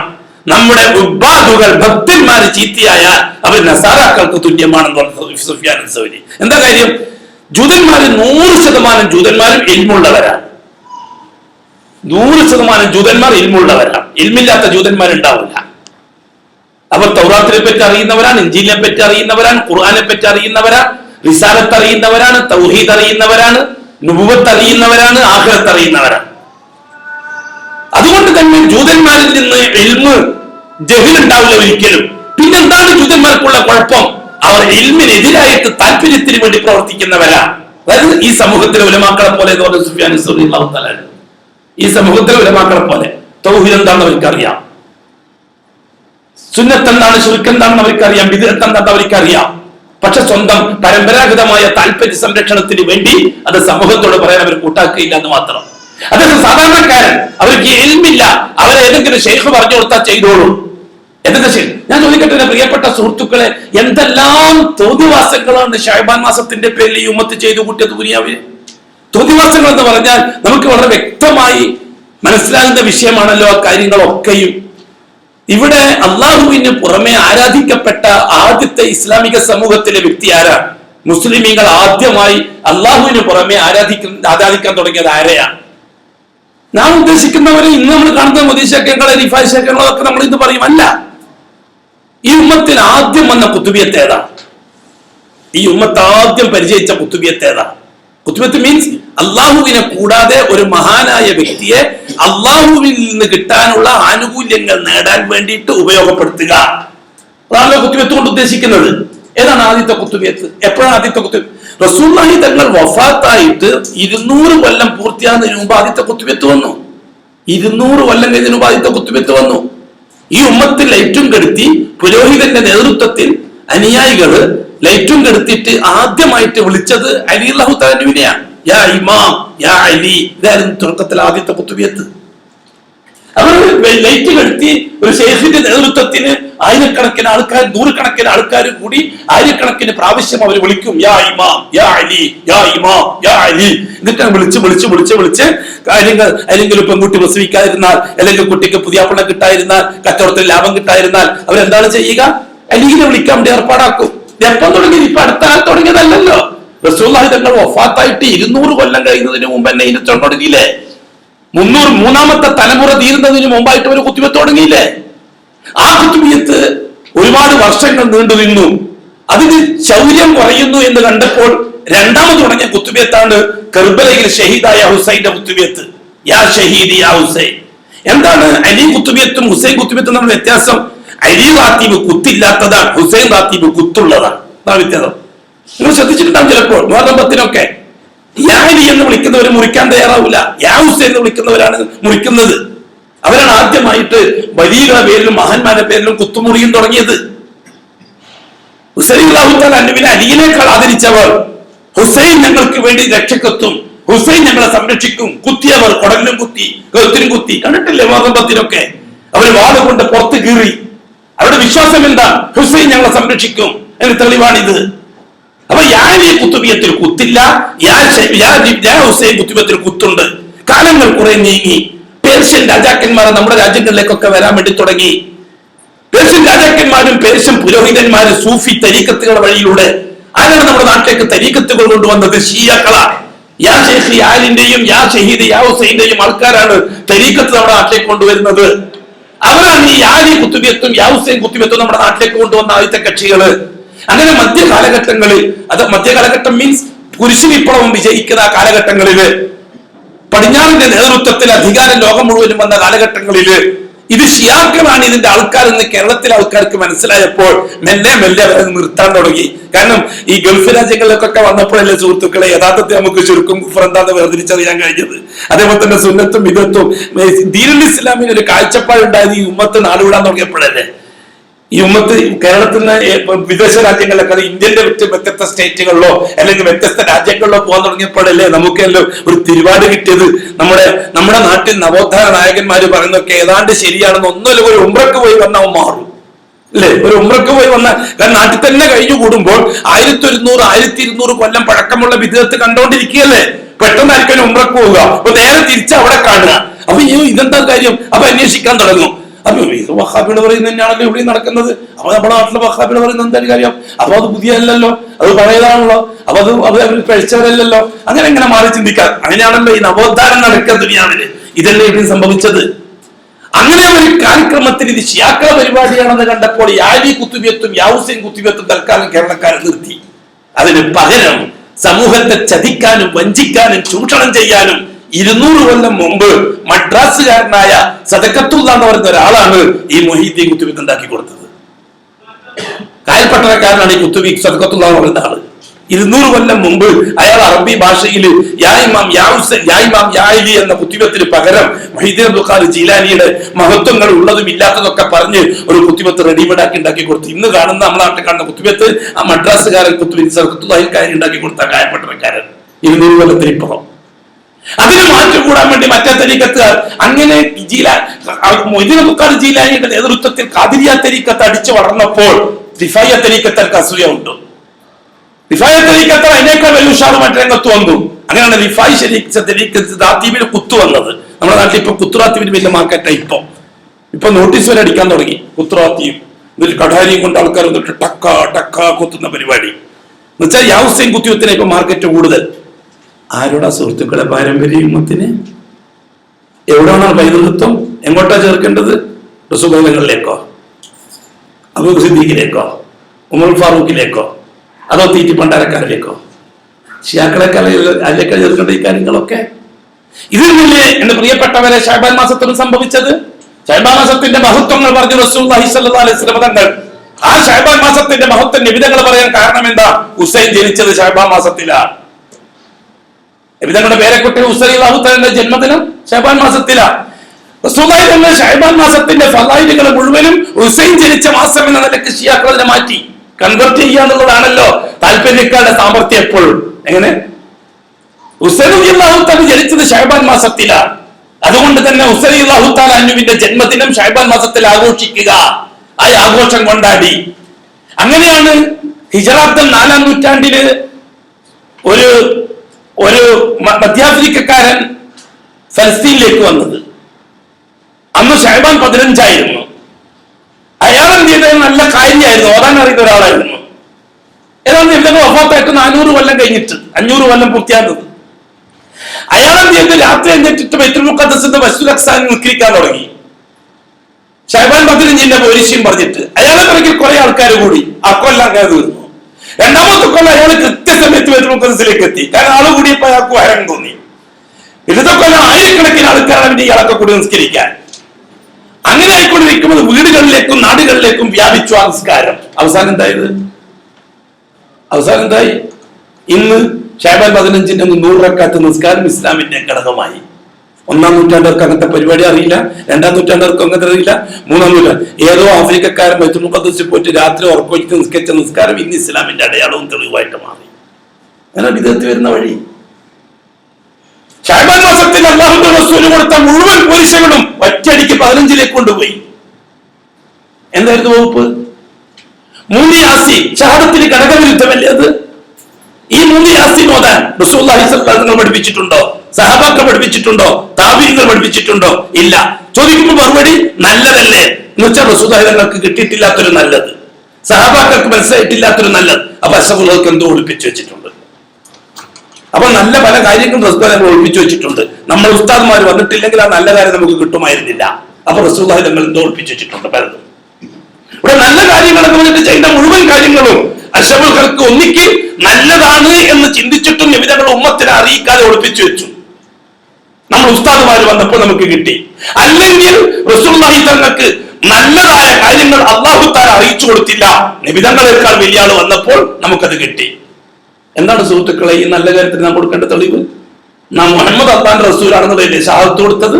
അശ്ഹദു അന്ന മുഹമ്മദൻ റസൂലുള്ളാഹ്, മുഹമ്മദ് അല്ലാഹുവിന്റെ റസൂലാണ്, അതിന് ഞാൻ ഷാഹിദാണ്. രണ്ടാമത്തെ ഷഹാദത്ത് അതാണ്. രണ്ടാമത്തെ ഷഹാദത്താണ് നമ്മുടെ വിഷയം. ഇസ്തിഖാമത്തുമായിട്ട് ബന്ധപ്പെട്ട ഏറ്റവും വലിയ ഘടകം രണ്ടാമത്തെ ഷഹാദത്താണ്, മുഹമ്മദുർ റസൂലുള്ളാഹ്. ഈമാൻ നിലനിർത്താൻ അല്ലാഹു സുബ്ഹാനഹു വ തആല നടപ്പിലാക്കി തന്നത് അഅ്മാലാണ്. ആ അഅ്മാൽ ഏതുമായി ബന്ധപ്പെട്ടതാണ്? റിസാലത്തിന്റെ ഷഹാദത്തുമായി ബന്ധപ്പെട്ടതാണ്. അശ്ഹദു അന്ന മുഹമ്മദൻ റസൂലുള്ളാഹ്, അശ്ഹദു വ അശ്ഹദു, പിന്നെയും ഞാൻ സാക്ഷിയാണ്. എന്തിന്റെ?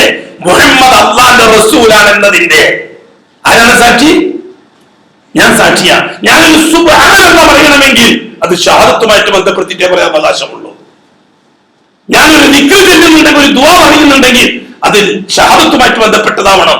അല്ലെങ്കിൽ ഷഹാദത്തിന് നാം ഖിയാനത്ത് ചെയ്തവരാകും, ഷഹാദത്ത് നാം കള്ളസാക്ഷ്യം പറഞ്ഞവരാകും.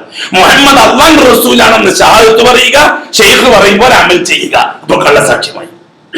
അപ്പൊ നമ്മൾ ചെല്ലുന്ന ദിക്ർ, നമ്മൾ ചെല്ലുന്ന ദുആ, നമ്മൾ ചെല്ലുന്ന ദിക്ർ, നമ്മൾ ചെല്ലുന്ന തസ്ബീഹ് 100% മുഹമ്മദ് റസൂൽ അനുസരിച്ചായിരിക്കണം, ശൈഖിന്റെ വകയാകാൻ പാടില്ല.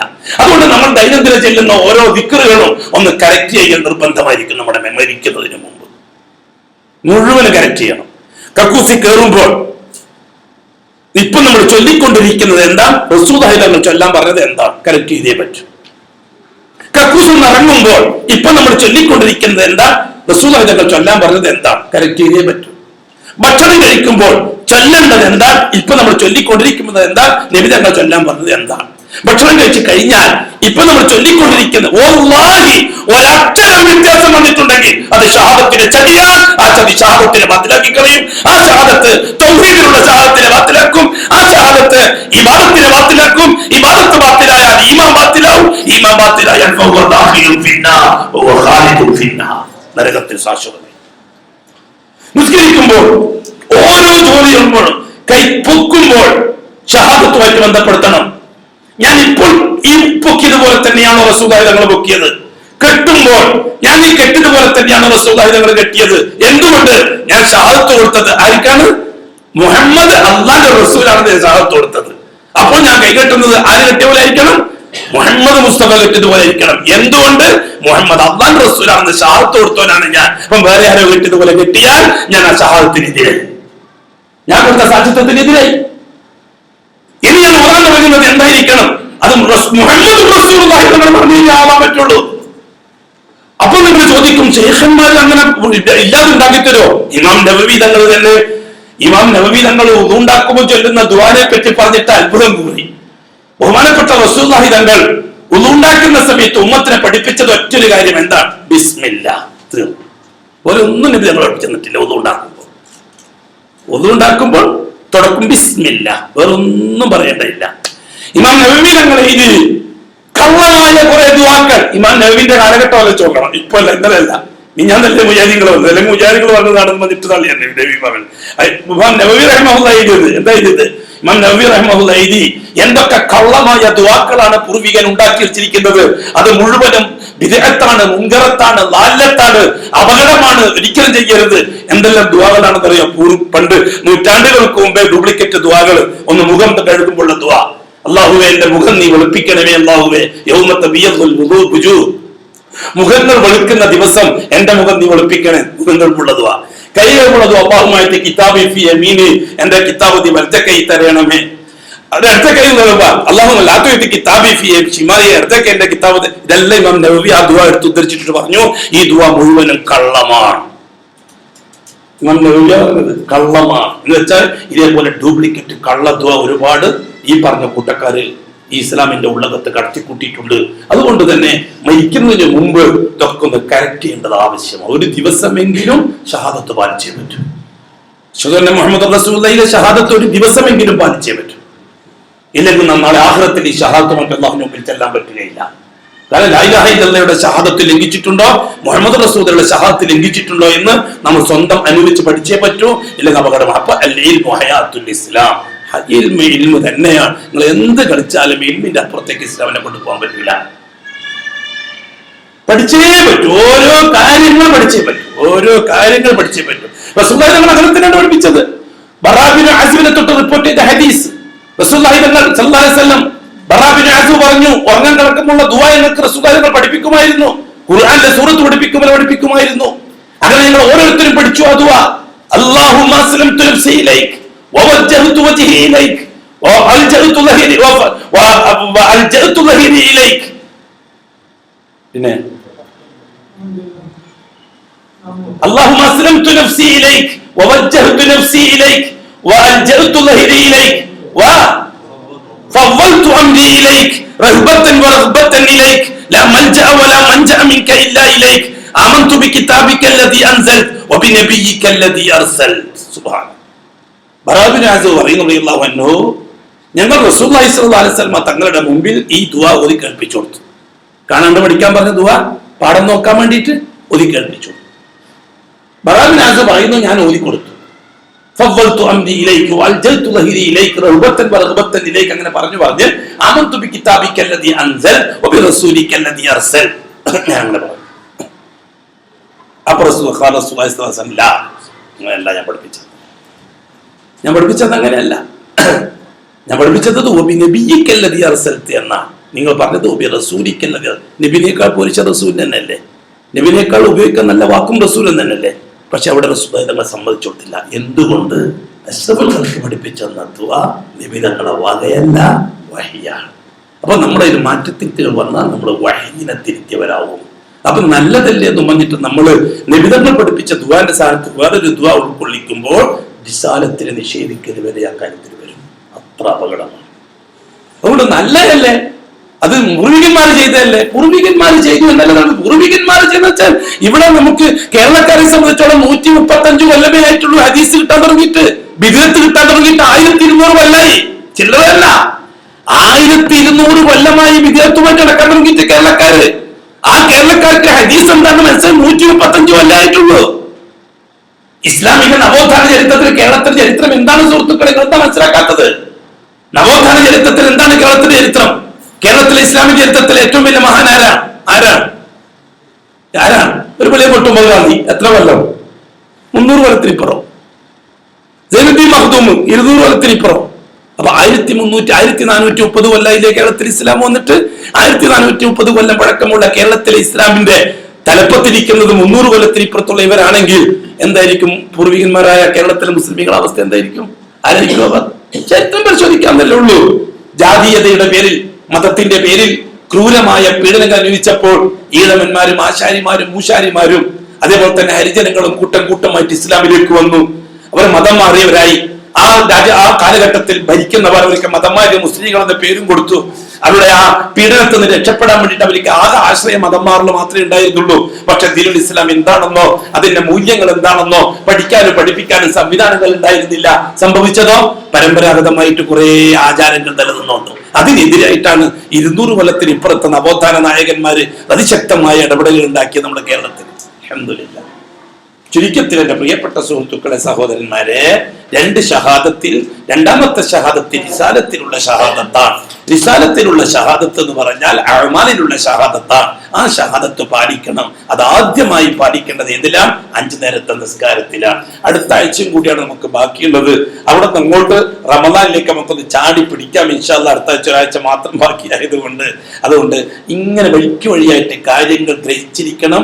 ഷഹാദത്തു അല്ലാ ഇലാഹ ഇല്ലല്ലാഹ്, ഷഹാദത്തു അന്ന മുഹമ്മദ് റസൂലുള്ളാഹിലുള്ള ഷഹാദ, ആ ഷഹാദത്ത്, പിന്നെ 5 നേരത്തെ നിസ്കാരവുമായിട്ടുള്ള ഷഹാദത്ത്, ബാക്കിയുള്ള അമലുമായിട്ടുള്ള ഷഹാദത്ത്, ഇതെല്ലാം ഷഹാദത്ത് മുഹമ്മദ് റസൂലുള്ളാഹിയെ ബന്ധിപ്പിക്കണം. അത് ലാ ഇലാഹ ഇല്ലല്ലാഹുള്ള ഷഹാദത്തുമായിട്ട് ബന്ധിപ്പിക്കണം. ആ ഷഹാദത്ത് വേണം ഇബാദത്തുമായിട്ട് ബന്ധിപ്പിക്കാൻ. എന്നിട്ട് വേണം നാളെ ആഖിറത്തിൽ രക്ഷപ്പെടാൻ. അള്ളാഹു മനസ്സിലാക്കാൻ തൗഫീഖ് നസീബാക്കി തരട്ടെ. അള്ളാഹു ഇൽമിലും അമലിലും ബർക്കത്ത് ചെയ്ത് തരട്ടെ. പ്രകാശിക്കുന്ന ഈമാൻ അള്ളാഹു നസീബാക്കി തരട്ടെ. ഏറ്റവും നല്ല പ്രകാശിക്കുന്ന അവസ്ഥ മരിക്കുന്ന നേരത്താക്കി തരട്ടെ. സുന്നത്തും ഫർളുമായ അമലുകളെ കൊണ്ട് അള്ളാഹു നമ്മുടെ ഈമാൻ താക്കത്തുള്ളതാക്കുകയും ചെയ്യട്ടെ. നമ്മളിൽ നിന്ന് മരിച്ചുപോയവർ, ബർസഖിന്റെ ലോകത്ത് കഴിയുന്നവർ, അവർ അള്ളാഹുവിന്റെ അടുക്കൽ ചിലർ സന്തോഷത്തിലാണ്, മറ്റു ചിലർ വലിയ പ്രയാസത്തിലും വിഷമത്തിലുമാണ്. അള്ളാഹു എന്തെങ്കിലും സന്തോഷിക്കുന്നവരെ കൂട്ടത്തിൽ ഉൾപ്പെടുത്തി കൊടുക്കട്ടെ. നമ്മളും മരിച്ചു ബർസഖിലെത്തുമ്പോൾ അവരോടൊപ്പം ചെന്ന് ചേരാനും ജന്നത്തുൽ ഫിർദൗസിലെത്താനും നമ്മുടെ തൗഹീദും ഷഹാദത്തും അള്ളാഹു പരീക്ഷണത്തിന് വിധേയമാക്കുമ്പോൾ, ചർച്ച ചെയ്യുമ്പോൾ അത് അള്ളാഹ്ക്ക് ഇഷ്ടപ്പെട്ട്, അള്ളാഹ്ക്ക് റാഹത്തായി, അള്ളാഹ്ക്ക് സന്തോഷമായി അവൻ്റെ അടുത്ത് കഴിഞ്ഞുകൂടുന്നവരെ കൂട്ടത്തിൽ ഉൾപ്പെടാനും എന്താണോ വേണ്ടത് മരിക്കുന്നതിന് മുമ്പ് അള്ളാഹു നമുക്ക് വഴി തുറന്നു തരികയും ചെയ്യട്ടെ. അഖൂലു ഖൗലി ഹാദാ വല്ലാഹു അഅലം വഅസ്തഗ്ഫിറുല്ലാഹൽ അലീം